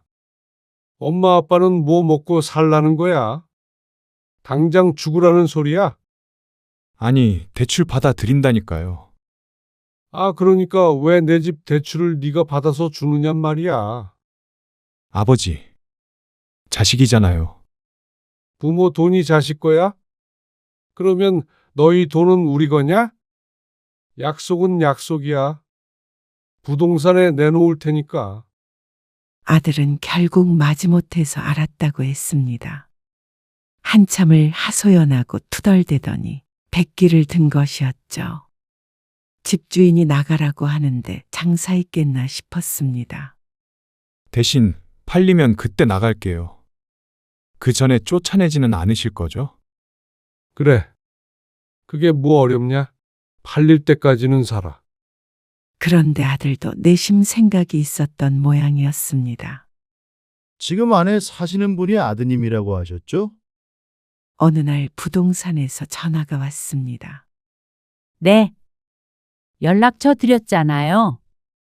그런데 아드님이 너무 비협조적이에요. 그게 무슨 말씀이세요? 집 보러 온다고 간다고 하면 바쁘다고 그러시고, 겨우겨우 약속 잡으면 10분 전에 급하게 나간다고 나가시고요. 아들이 맞벌이를 해서 바쁘긴 해요. 그리고 지난주에 갔더니 집이 왜요? 아니, 그렇게 엉망이면 누가 이 집을 사요? 엉망이라니요? 그 집이 리모델링한 지 얼마 안 된 집인데? 그게 아니고요. 너무 짐이 쌓여 있고 지저분해서 손님을 데리고 갈 수가 없어요. 집이 어떻게 생겼는지도 안 보여요. 그럴 리가요. 제 말 못 믿으시겠어요? 그리고 어제는 제가 너무 바빠서 손님만 보냈거든요. 물론 아드님이랑 약속 잡은 다음에요. 그런데 저희 손님한테 집을 안 판다고 했대요. 백 씨는 눈을 질끈 감았습니다. 위치가 좋아서 제가 손님 오면 꼭 사모님 집부터 소개했는데 이렇게 하시면 저도 일 못해요. 어쩐지 아들 내외의 꿍꿍이를 알 것 같았습니다. 너희 뭐 하자는 거야? 아들이 전화를 받지 않아 며느리에게 전화를 했잖아요. 그러자 며느리가 아예 가면을 벗어던졌습니다. 살라고 주셨으면 끝까지 살게 해주셔야지. 어떻게 이렇게 쫓아내세요? 내가 뭘 너희를 쫓아낸다는 거야? 그렇게 하기로 하고 들어갔던 거잖아. 2년 뒤면 충분하다고, 나중에 갚겠다고도 했잖아. 이게 갚는 거니? 어머님 손자도 같이 사는 집이에요. 이렇게 쫓아내시고 편히 주무시겠어요? 헛웃음이 나왔습니다. 마지막 말은 꼭 협박처럼 들리기도 했습니다. 저들을 나가게 하면 천하의 쓰레기라도 되는 듯이 말하는 며느리 때문에 기가 찼습니다. 지난번에 찾아갔을 때 동네가 좋다 어떻다 하더니 그 집에서 눌러앉으려고 백 씨를 떠본 것 같았습니다. 저는 이 집 마음에 들어요. 마음에 든다면서 그렇게 지저분하게 하고 쓰레기 내놓고 그랬니? 그리고 내 집을 마음에 들어 하면 어쩌겠다고? 기훈 씨랑 얘기해 보세요. 며느리는 전화를 끊어버렸습니다. 아들이랑 통화가 됐다면 며느리에게 전화할 일도 없었을 것입니다. 백 씨는 기가 막혀서 휴대폰을 들고 허공을 한참 쳐다보았습니다. 그래서 다음날 아들네 집으로 직접 찾아갔습니다. 주차장에 차가 세워진 걸 확인하고 공동현관을 지나쳐 2층으로 올라가는 계단을 밟았습니다. 그런데 복도에 사람 목소리가 들렸습니다. 그게 정말이에요? 그렇다니까요. 저희도 속았어요. 바로 작년이래요. 그래서 이사 가려고 급히 집 알아보고 있어요. 그러니까 이 집에서 사람이 죽었다는 말씀이시죠? 아유, 말도 마세요. 끔찍해요. 그러자 집을 보러 온 듯한 여자가 깍 비명을 질렀습니다. 아니, 부동산에서는 그런 말도 안 해줘? 해주겠어요? 집을 팔아야 수수료를 받아먹는데. 그러니까 여기는 사지 마세요. 남 같지 않아서 드리는 말씀이에요. 감사해요. 정말로. 여보, 가자. 부부처럼 보이는 남녀가 계단을 지나쳐 내려갔습니다. 입을 쩍 벌리고 있던 백 씨가 서둘러 2층으로 올라갔습니다. 그리고 막 닫히려는 202로 현관문에 발을 찔러 넣었죠. 뭐 더 물어볼 거 있으세요? 다시 나온 며느리가 백 씨의 얼굴을 보더니 희게 질렸습니다. 어머님, 어쩐 일이세요? 여기에서 누가 죽었다고 그래? 2년 전부터 너희가 살고 있었고 그전에는 신혼부부가 잘 살다가 집 사서 나갔는데 도대체 누가 죽어? 그게요. 참 살다 살다 황당한 일 다 겪겠다. 이러면 그래 너희 살아라 할 줄 알고 그러니? 그러면요? 끌어내시게요? 못할 것 같니? 자식에게 소송이라도 하시게요? 어떻게든 팔고 만다. 다음 날 백 씨는 다시 부동산에 전화를 걸었습니다. 저 명지빌라 201호 내놓은 사람인데요. 안에 사람이 살고 있는 상태로 매수할 사람을 좀 알아봐 주세요. 새 주신 거 아니고 아드님이라면서요? 네. 그 상태로 매수할 사람에게 팔려고요. 에이, 누가 사겠어요? 번거롭게. 대신 매매 가격을 낮출게요. 얼마나요? 백 씨의 대답을 듣고 그만하면 거래가 되겠는지 부동산에게서 긍정적인 대답을 들었습니다. 그 정도면 괜찮을 것 같네요. 네. 대신 조건을 명확하게 해주세요. 현재 무단점 유자가 있으니까 명도 책임은 매수인 부담이라고요. 네. 알겠습니다. 백 씨는 아들 손주를 쫓아낸 매정한 부모가 될 생각이 없었습니다. 그리고 그렇게 감정 소모되는 일도 하고 싶지 않았고 더는 식당을 차리는 걸 지체할 수 없었습니다. 무엇보다 아들 며느리와 더는 마주하고 싶지도 않았습니다. 그래서 차라리 시세보다 저렴하게 내놓는 방법을 택했습니다. 어차피 권리가 없이 살고 있으니 소송만 하면 내보낼 수 있을 테니까 살려는 사람이 있을 거라고 생각했습니다. 그리고 매매는 예상보다 빨리 진행됐습니다. 찾는 손님이 많다더니 그런 조건에도 수락을 한 모양이었습니다. 내부를 못 보는데도 상관이 없다고 했습니다. 어차피 다시 리모델링을 할 생각이라며 말이죠. 백 씨는 아들에게 알리지 않았습니다. 알릴 필요도 없다고 생각했습니다. 계약이 완료되고 소유권이 넘어간 지 조금 지났을 때였습니다. 어머니, 이게 뭐예요? 백 씨가 전화할 땐 받지도 않더니 아주 득달 같은 반응이었습니다. 뭐가? 내용 증명이 왔는데. 집 나가라는 거 아니에요. 아, 그거? 새 주인이 보낸 모양이네. 새 주인이요. 이 집을 팔았다고요? 그래, 어떻게 집도 안 보고 사요? 명지빌라 내부 구조는 인터넷 치면 다 나오는데 뭐. 아니, 어떻게 저희한테 말도 안 하고. 말하면 뭐가 달라지니?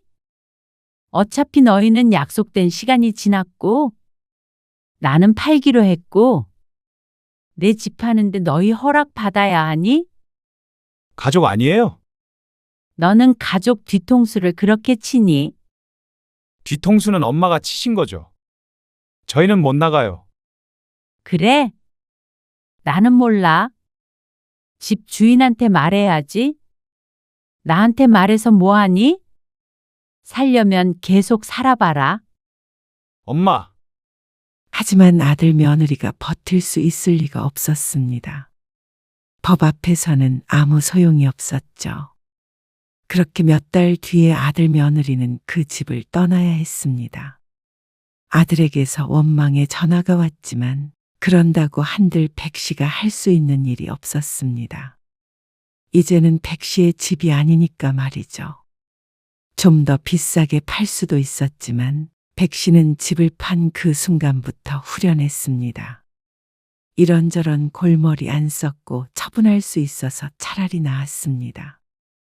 그리고 어차피 집이 매매도 쉽게 안 되는 요즘에 그런 조건이 아니었어도 결국엔 매매가를 낮추지 않았을까 싶었습니다.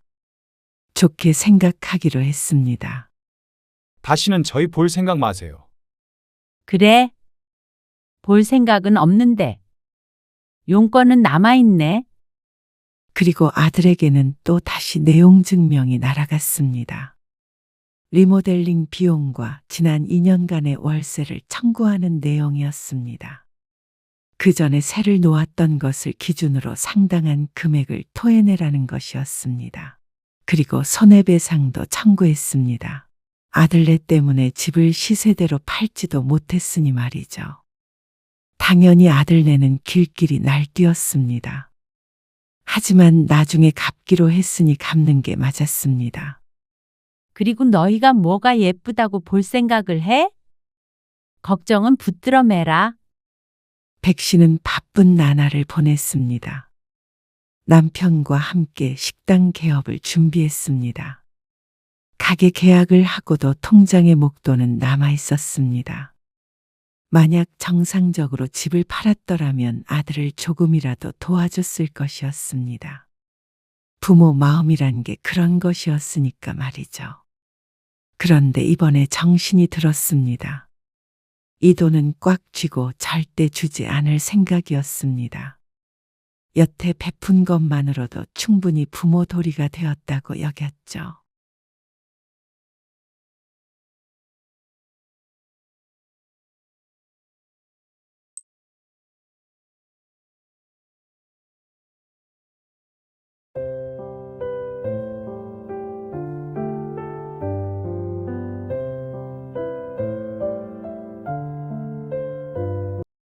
요즘 어느 자식이 부모님한테 매달 150만 원씩 드려요? 그것도 결혼해서요. 이러면 이혼감이에요. 수진이한테 미안해 죽겠어요. 뭐?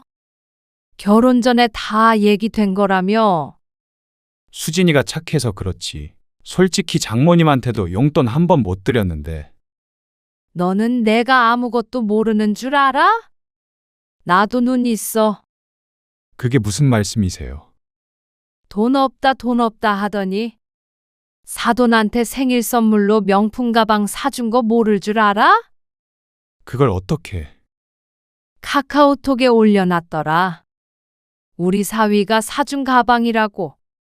장모 위에서 돈 쓰는 멋쟁이라고 말이야. 오늘 이야기 속 주인공은 64세 현지숙 씨입니다. 그리고 그녀의 아들과 며느리에 관한 이야기이죠. 현 씨는 평생 뼈 빠지게 키운 자식을 잃었습니다. 결혼을 시켰을 뿐인데 잃어버린 것 같았습니다. 그렇게 모든 걸 쏟아부어 키우면 말년엔 자식에게 의지하며 살 수 있을 거라고 생각했던 어리석은 자신의 탓이었습니다. 현 씨는 아들을 공부시키고 취업 준비를 시키면서 누구보다도 고생했습니다. 대출까지 받아야 했었는데 나중에 돌려받겠다는 약속 때문이었습니다. 아들은 철석같이 약속했습니다. 취직해서 안정된 삶을 살게 되면 현 씨에게 매달 생활비를 주기로 했죠. 하지만 그 약속이 오래도록 지켜질 것이라고 믿은 자신이 순진한 것이었습니다. 아들은 어쩌면 처음부터 그럴 생각이 없었을지도 몰랐습니다. 아니면 며느리의 영향인지도 몰랐고 말이죠. 하지만 그런 이유는 전부 상관이 없었습니다. 중요한 것은 현 씨의 노후였죠. 그래서 현 씨는 그저 그런가 보다 할 수 없었습니다. 아들을 후회하게 만들어줘야 했습니다. 현 씨는 아들이 하나 있었습니다. 없는 형편의 자식만큼은 잘 키우고 싶었습니다. 남편도 같은 생각이었습니다. 징글징글하게도 열심히 살았습니다. 반지하에서 지상으로 올라왔고 지상 단칸방에서 방 2개 딸린 아파트로 이사하기까지 무척 오래 걸렸습니다. 자식에게 줄줄이 새는 돈 때문에 일찍 살림이 필수가 없었습니다. 차라리 아들이 공부라도 못했다면 일찌감치 포기를 했을 텐데 아들은 똑똑했고 공부 욕심이 많았습니다. 그래서 그 욕심을 채워주느라 현 씨 부부는 늘 빠듯했습니다. 하지만 대학을 졸업할 때쯤에는 그래도 형편이 조금 폈습니다. 이제 아들에게 들어가는 돈도 없고 둘이 한 20년 열심히 벌면 말년에는 자식에게 손 안 벌리고 살겠다 싶었죠. 하지만 인생이 그렇게 원하는 대로 순탄하게 흘러가질 않았습니다. 떨어진 거야? 네, 왜 너처럼 공부 잘하는 애를 안 뽑아가? 공부 잘하는 사람이 세상에 얼마나 많은데요. 그리고 제가 서울대도 아니고요. 그래도 뭐 서울대만 취직하니? 저도 속상해요. 현 씨는 이해가 가지 않았습니다. 졸업하고 1년 동안 여기저기 이력서를 넣고 면접도 보러 다녔는데 아들은 아직도 취업을 하지 못했습니다. 졸업하자마자 하게 될 줄 알았는데 말이죠. 그동안 학교 근처에서 자취를 하던 아들은 반년 전에 집으로 들어왔습니다. 대학까지만 지원을 해주고 그 뒤로는 아들이 자립하기로 했는데 아르바이트로 생활하며 취업 준비까지 힘들다는 게 그 이유였습니다. 현 씨도 그런 아들을 아무 말 없이 받아주었습니다. 출근 전후로 아들의 아침과 저녁도 차려줘가며 나름대로 헌신했죠. 하지만 끝이 없었습니다. 스펙이 부족해서 취직하기가 힘들어요. 뭐? 좋은 대학 나왔어도 취직을 못해? 대학은 다 나오는 건데요. 그럼 뭘 더 해야 해? 어학연수라도 1년은 다녀와야 할 것 같아요. 어학연수면? 외국에 다녀오는 거야? 유학? 유학까지는 아니고 영어 배우러 가는 거죠. 해외에서 1년간 살다 오겠다는 말에 현 씨 부부는 고민이 컸습니다. 사실 돈만 넘친다면 뭔들 못해줄까 싶은 심정이었지만 현 씨에겐 큰 돈이었으니 망설일 수밖에 없었습니다. 애초에 대학교 때까지만 지원해주기로 했던 거 알지? 비록 아들의 이름으로 학자금 대출을 받기는 했지만 그건 상환해야 하는 때가 왔을 때 현 씨 부부가 갚을 예정이었습니다.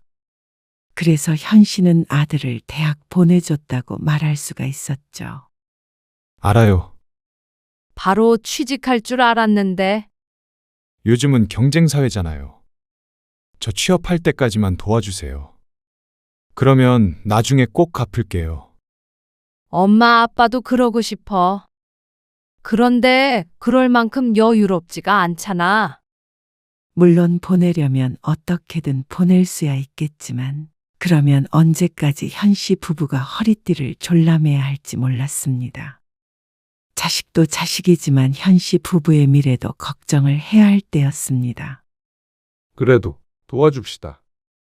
하지만 남편은 생각이 달랐습니다. 하나밖에 없는 아들이 취직을 잘해야 우리 집 살림도 피는 거라면서 말이죠. 꼭 갚는다잖아. 나는 승록이 스스로 자립하고 우리도 우리 살 길은 우리가 찾는 게 좋다고 생각해요. 그래도 지원을 받아서 하루빨리 취직하는 게 애 미래에 좋을 거 아냐. 아들이 잘 살아야 우리가 잘 사는 법이야. 현 씨는 남편의 말에 한숨을 쉬었습니다. 지금이 그런 때인가 싶었습니다. 현 씨도 자식을 잘 키우기 위해 평생을 노력했습니다. 그래서 대학 때까지는 지원을 아끼지 않았지만 더 이상은 아니라고 생각했습니다. 하지만 남편도 그렇고 아들도 꼭 갚는다며 간절해 하는데 끝까지 반대를 할 수는 없었습니다. 정말이지? 나중에 입 닦으면 안 된다. 그럴 리가 없죠. 아들의 말을 100% 믿는 것은 아니었지만 이번만 돕자 싶었습니다.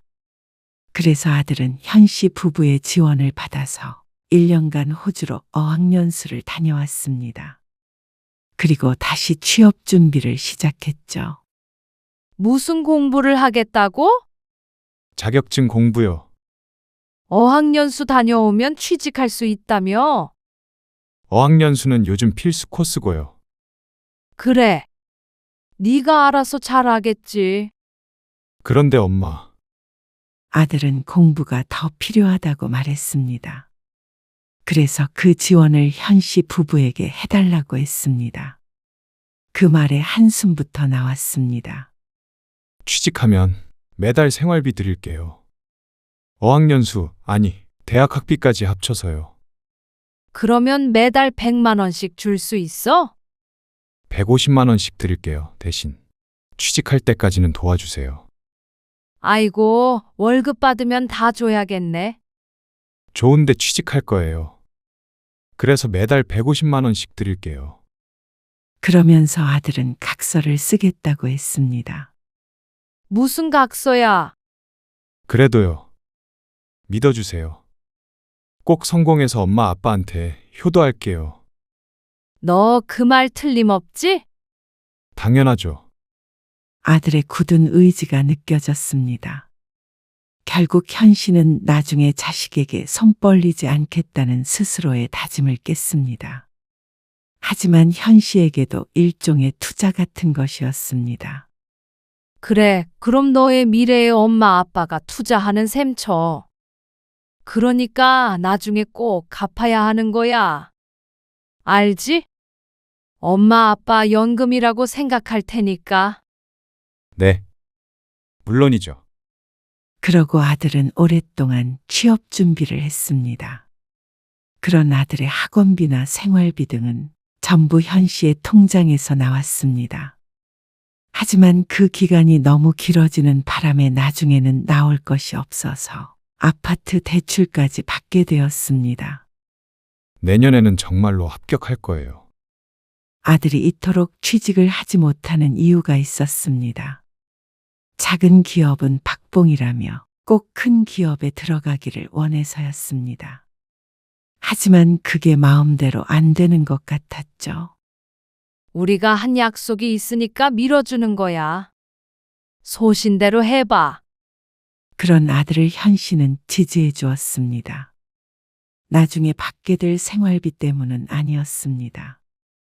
아들이 충분히 그만한 능력이 있다고 믿었습니다. 다만 아직 기회가 오지 않은 것이라고 생각했죠. 그러니 능력이 닿는 한은 도와주고 싶었습니다. 물론 그렇다고 아들이 약속을 지키지 않을 거라는 생각은 단 한순간도 하지 않았습니다.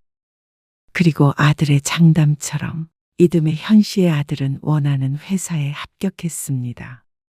그날 저녁 아들이 현 씨 집에 찾아와 소식을 전했을 때 정말 기뻤습니다. 그동안의 노력이 헛되지 않았다는 생각이 들었습니다. 그동안 아들 먹여 살린다고 현 씨 부부가 한 고생이 이루 말할 수가 없었습니다. 그리고 첫 월급날이었습니다. 아들과 함께 좋은 식당에서 외식을 했죠. 엄마, 약속 지킬게요. 봉투 안에는 150만 원이 들어 있었습니다. 이걸 다 주면 넌 어떻게 해? 좀 더 자리 잡히면 주지. 아니에요. 저 생활할 돈도 있으니까 걱정 마세요. 첫 월급에서 떼어낸 돈치고는 적지 않은 액수였습니다. 아들이 약속했던 금액이 맞았습니다. 현 씨는 그 돈을 받으면서 가슴 한편이 뜨거워졌습니다. 아들에게서 처음으로 받아보는 돈이었죠. 다음 날 현 씨는 새로운 통장을 만들었습니다. 통장에는 승록이 생활비라고 적어 놓았습니다. 매달 나갔던 돈이 사라지고 150만 원씩 들어온다면 현 씨 부부는 노후 걱정은 없겠다 싶었습니다. 그래도 여전히 일을 하고 있었으니 말이죠. 아들이 준 돈으로 처음 한 일은 미뤄뒀던 치과 치료를 하는 것이었습니다. 남편부터 임플란트를 하나 했는데 앞으로도 하나씩 치료해 나갈 예정이었습니다. 그동안엔 매달 나가는 돈이 크니 스스로 돌아볼 시간이 없었습니다. 하지만 이제는 자식 걱정도 없고 소박하게만 살면 돈 걱정은 없을 테니 건강을 챙기자 싶었죠. 아무리 그래도 막 취직한 아들한테서 돈을 받아. 약속은 약속이지. 좀 매정한 거 아닌가? 나는 딱 그것만 받을 거야. 그 이상은 안 받아. 그 돈도 차곡차곡 모으고 있거든. 현 씨의 사정을 아는 누군가는 현 씨를 매정하다고 했지만 현 씨는 그렇게 생각하지 않았습니다. 그동안 현 씨가 빚을 지어가며 지원을 했던 아들이니 과하지 않다고 생각했습니다. 아들도 좋은 회사에 들어가서 충분히 잘 먹고 잘 살고 있었습니다. 얼마 전에는 새 차도 샀다며 자랑했습니다. 대기업이라 대출도 잘 나와서 제 돈 거의 안 들여 오피스텔을 구했다고 하기도 했습니다. 그러니 현 씨는 정당한 대가를 받는 것이라고 생각했습니다. 그런데 취직하고 2년 정도가 되었을 때 아들은 회사 동료와 결혼을 하기로 했다고 했습니다. 현 씨 부부는 진심으로 축하했습니다. 몇 번 만나보니 예의 바르고 착해 보였습니다. 좋은 여자를 만난 것 같아서 마음이 놓였죠. 그런데 수진이는 네가 우리한테 생활비 주는 거 뭐라고 안 해? 그거는 미리 말을 꼭 해야 하는 거야. 어느 날 아들이 집에 찾아왔을 때 남편이 아들에게 말했습니다. 그러자 아들이 웃으며 대꾸했습니다. 당연히 말했죠. 제 사정 다 이해한다고 했어요. 오히려 효자라고 좋아하던데요. 정말? 그러면 다행이고. 결혼할 사람이 부모에게 매달 생활비를 주고 있다고 한다면 싫을 만도 한데 오히려 반겼다고 하니까 현 씨도 기뻤습니다. 이해심까지 넘치는 사람을 만났구나 하고 단순하게 생각했습니다. 하지만 그런 행복은 오래 가지 못했습니다. 어라, 이상하다. 왜? 승록이가 이달에 100만 원만 보냈네요. 그래? 실수했나 보지? 이런 걸 실수할 애가 아닌데. 아들이 결혼하고 반년이 채 안 지났을 때였습니다. 매달 150만 원씩 들어오던 돈이 어느 날 100만 원만 들어왔죠. 혹시나 남편의 말처럼 실수인가 싶었는데 아들에게 전화를 해보니 의도된 금액이라는 걸 알았습니다. 아, 저희가 이달에 들어간 돈이 많아서요. 대신 다음 달에 채워드릴게요. 그래. 뭘 하길래 50만 원을 덜 줘야 할 만큼 사정이 안 되나 싶었지만 굳이 입 밖으로 내뱉지는 않았습니다. 다음 달에 더 주겠다는데 이러쿵 저러쿵 하는 것도 우스웠습니다. 그러던 어느 날 며느리에게서 전화가 왔습니다. 어머님, 잘 지내셨어요? 그래. 오랜만이야. 잘 지내니? 네. 다름이 아니라 저희 집에서 어머님, 아버님 식사 좀 대접하고 싶어서요. 아들이 결혼하고 딱 한 번 가봤는데 그 뒤로는 방문할 일이 없었습니다. 그런데 갑작스런 며느리의 초대에 오랜만에 가보게 되었습니다. 남편은 무척 기뻐했습니다. 아들이 잘 지내고 있는지 늘 궁금해하던 남편이니 당연했습니다. 남편과 현 씨는 무척 들뜬 기분으로 아들네 집에 갈 준비를 했습니다. 대단한 걸 준비하는 건 아니었지만 그래도 모처럼의 방문이니 말이죠. 김치도 한 통 챙겨. 무겁게 김치까지 들고 가자고요. 요즘 사람들 집에서 김장 안 하잖아. 김장김치는 없을 거 아니야. 아무튼 유별나. 투덜거리면서도 현 씨는 양손 한가득 들고 집을 나섰습니다. 그런데 며느리가 현 씨 부부를 초대한 건 그리 좋은 이유에서는 아니었습니다. 승록 씨가 어머님, 아버님께 드리고 있는 생활비 말이에요. 아오? 그게 왜?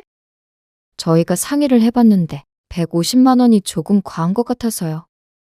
갑작스러운 며느리의 말에 현 씨 부부가 서로를 쳐다보았습니다.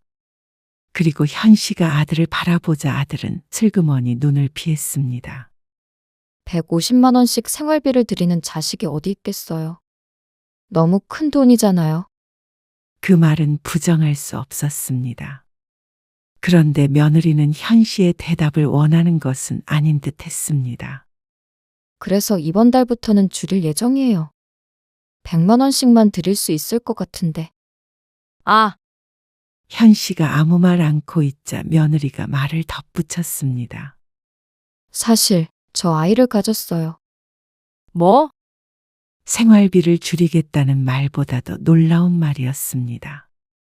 그래서 저희도 돈 들어갈 때가 많고 하다 보니까 좀 부담스러워요. 며느리의 말에 현 씨는 잠시 생각에 잠겼습니다. 150만 원에서 100만 원. 꽤나 큰 차이였습니다.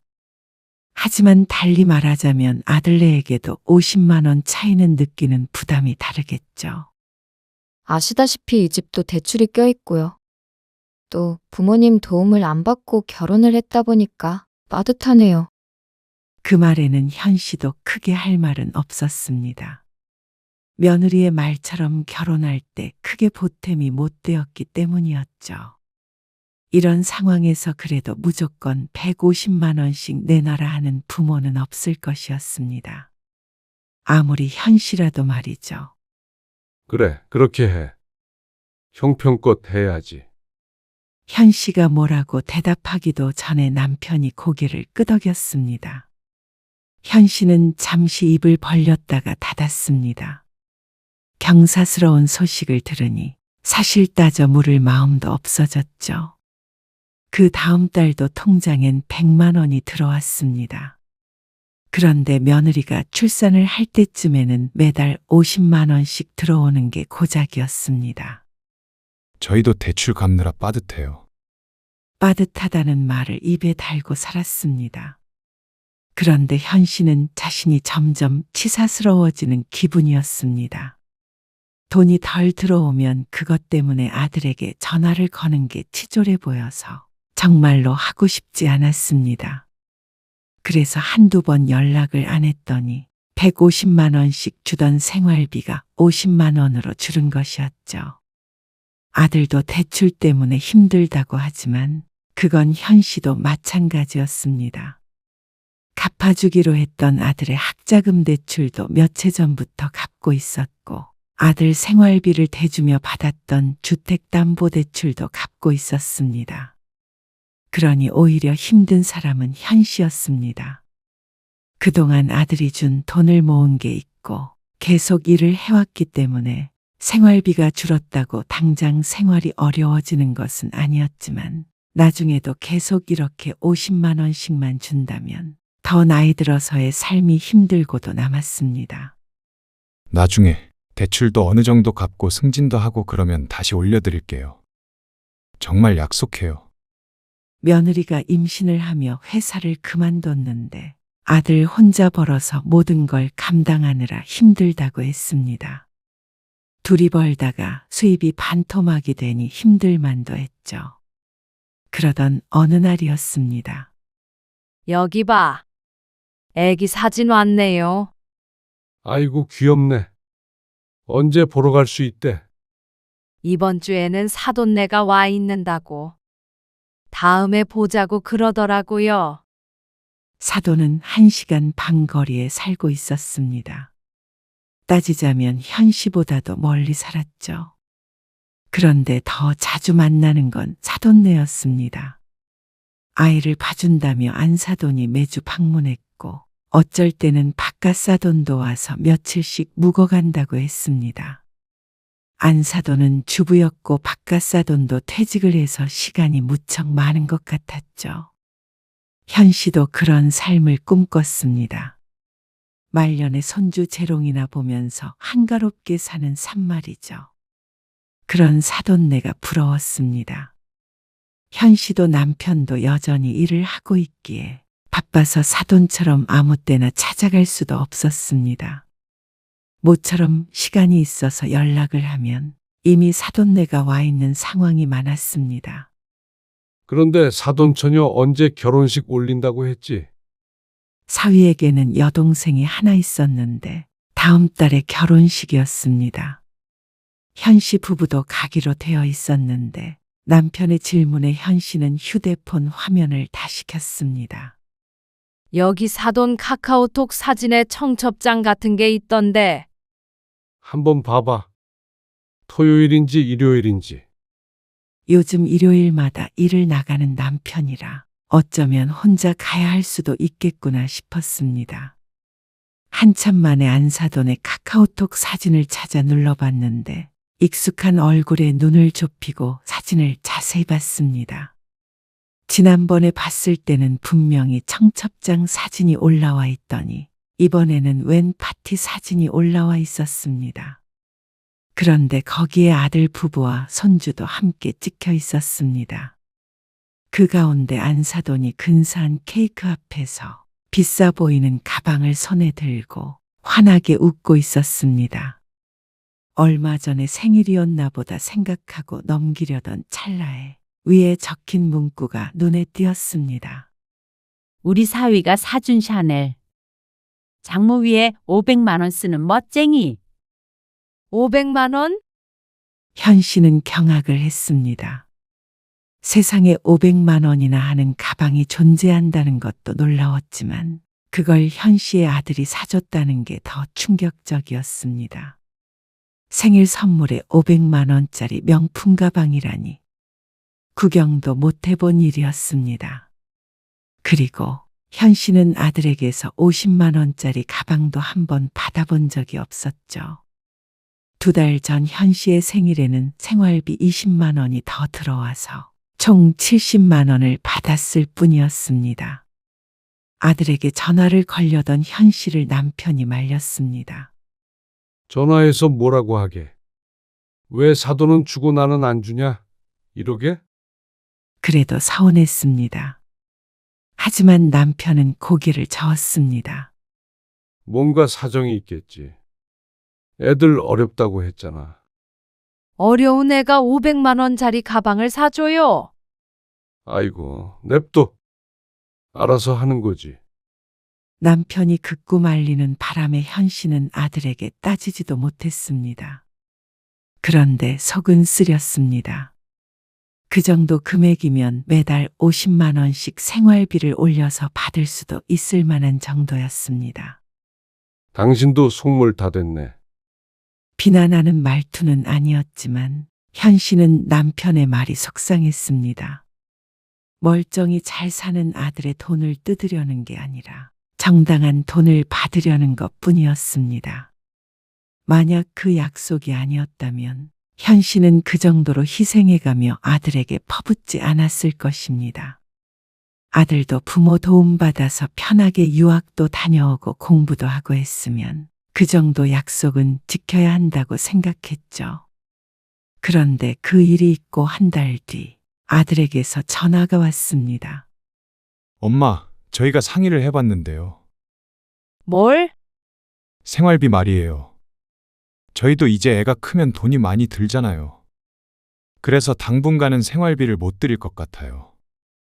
현 씨는 순간 말문이 막혔습니다. 이제는 50만 원도 못 주겠다는 말이었습니다. 하나도 못 준다고. 네. 수진이도 내년까지는 일을 쉬거든요. 그 다음에 새 직장 찾아본다고 해요. 그동안 저 혼자 벌어야 하잖아요. 이해 좀 해주세요. 하지만 현 씨의 속이 뒤틀렸습니다.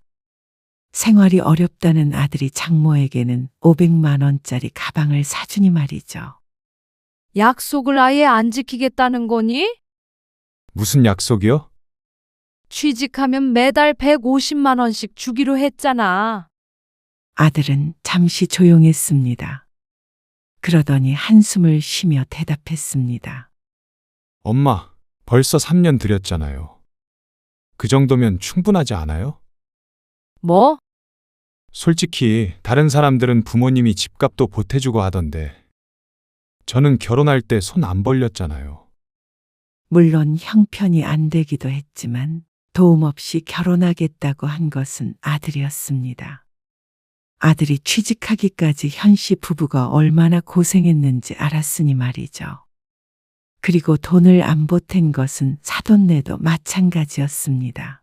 그런데 이제 와서 이런 말을 할 줄은 몰랐습니다. 요즘 어느 자식이 부모님한테 매달 150만 원씩 드려요? 그것도 결혼해서요.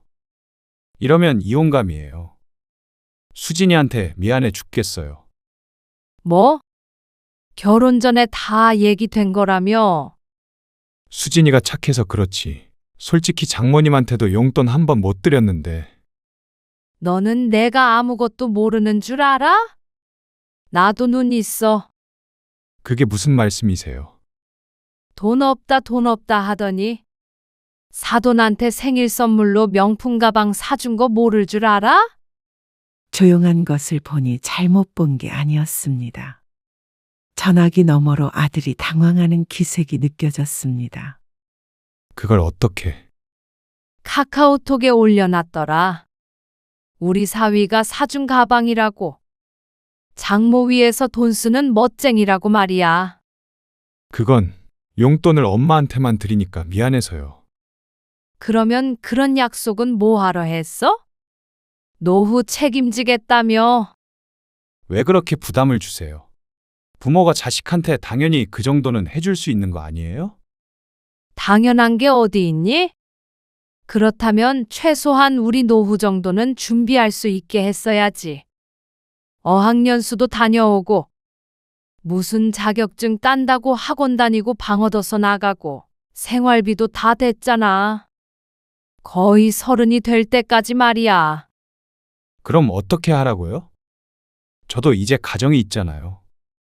어떻게 하냐고. 약속대로 해. 아니, 힘들다고 몇 번 말씀드려요. 가방 사드린 것도 그냥 보너스 나와서 사드린 거예요. 저도 괴로웠다고요. 저 좀 이해해 주실 수 없으세요? 왜 이렇게 매정하세요?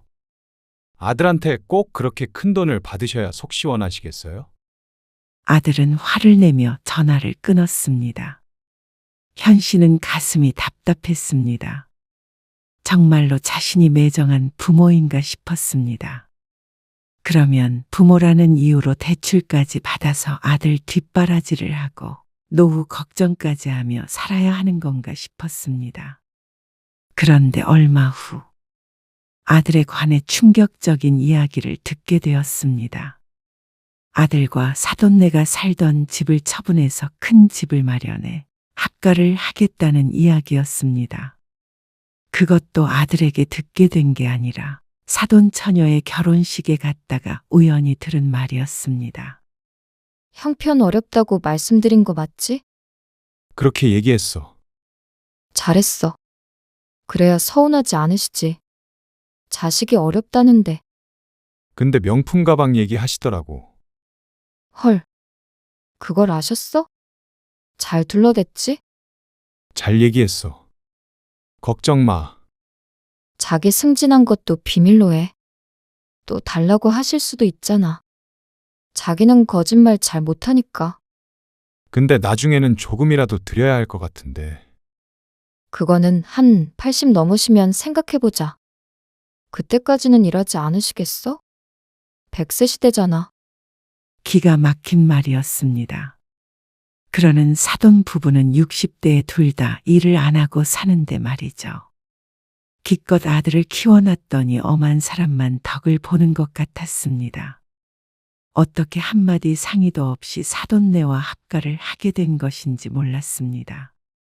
그러면서 자신의 부모 생활비는 끊어버리는 자식이라니. 참 아들 키워봐야 소용이 없다는 말이 진실이었습니다. 이런 아들인 줄 알았더라면 진작에 지원을 끊었을 것이었습니다. 현 씨도 나중을 위한 투자라고 생각했었는데 잘못된 투자였습니다. 현 씨는 결혼식에서 돌아오고 얼마 안 돼서 아들의 각서를 찾았습니다. 자신의 손으로 쓰고 지장도 찍었으니 그 약속은 꼭 지켜야 할 것이었습니다. 현 씨는 법무사 사무소로 달려갔습니다. 그동안 아들에게 돈을 보냈던 내역과 대출 내역 등을 뽑아서 각서와 함께 말이죠. 이렇게까지 해야 하나? 받든 못 받든 손 놓고 있을 수는 없잖아요. 현 씨는 마음을 굳혔습니다. 며칠 후 아들에게 내용 증명서가 발송되었습니다. 그리고 곧바로 아들에게서 전화가 왔습니다. 엄마, 이게 뭐예요? 보면 알잖아. 정말로. 소송을 거시려고 그러세요? 아니, 어떻게 부모 자식 간에. 너도 꼭 약속 지키겠다고 각서 썼잖아. 정말 너무하신 거 아니에요? 내가 너무하니? 평생 뒷바라지하고 빚까지 진 부모가 너무해? 아들이 한참 조용하더니 말했습니다. 알겠어요. 그럼 매달 50만 원씩은 다시 드릴게요. 안 돼. 각서대로 150만 원이야. 아니면 전부 한꺼번에 갚던지.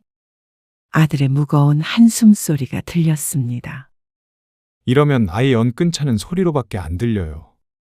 제 말이 틀려요?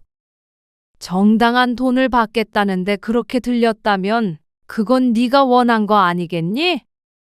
150만 원씩 드릴 자신은 없어요. 대신 이번에 집 팔면 일부 드릴게요. 됐죠? 현 씨는 대답하지 않았습니다. 그걸로 계산 끝내요. 그리고 이러고 나서도 손주 얼굴 보실 생각하시는 건 아니죠? 언제는 손주 얼굴 제대로 보여주기라도 했냐? 지금이랑 다를 거 전혀 없겠다. 앞으로는 안 찾아와도 원망 안 하마. 그렇게 전화를 끊었습니다. 그리고 얼마 뒤에 아들에게서 5천만 원이 송금되었습니다. 큰 돈이기는 했지만 약속했던 금액과 비교하자면 여태 아들에게 드린 돈에 비하자면 터무니없이 적은 돈이었죠. 대출금만 겨우 갚을 정도였습니다. 그래서 다시 청구서를 보냈습니다. 5천만 원을 더 달라는 것에 아들은 답변이 없다가 또 며칠 뒤에 5천만 원을 보내왔습니다. 정말로 이번에 이걸로 끝내자는 듯한 느낌이었습니다. 승진도 했다고 하니 돈이 없을 리는 없었습니다. 현 씨가 순진했던 것이었습니다. 좋은 직장에 다니는데 자꾸만 빠듯한 게 말이 안 됐죠. 그래서 현 씨는 아들이 받았던 학자금 대출을 갚아주지 않기로 했습니다. 그 정도면 어느 정도 됐겠다 싶었습니다. 더는 머리 복잡하게 살고 싶지 않았습니다. 집 있고 빚 없고 목돈도 조금 있었습니다. 그리고 둘 다 지금까지 일을 하고 있으니 앞으로 열심히 살자 싶었습니다. 이제 밑 빠진 독에 밑을 떼었으니 독을 채우는 일만 남았습니다. 현 씨는 자신의 선택을 후회하지 않았습니다. 부모라고 마냥 자식만을 위해서 살 수는 없는 법이었습니다. 자식만을 위해 희생하다가 결국에 나이 들어 자식에게 기대는 신세가 되면 그것이 더 비참했습니다. 자식을 위해서라도 이게 맞았습니다. 현 씨 부부는 이제 자식에게 기대지 않는 오롯이 자신들만의 삶을 살아가기로 했죠.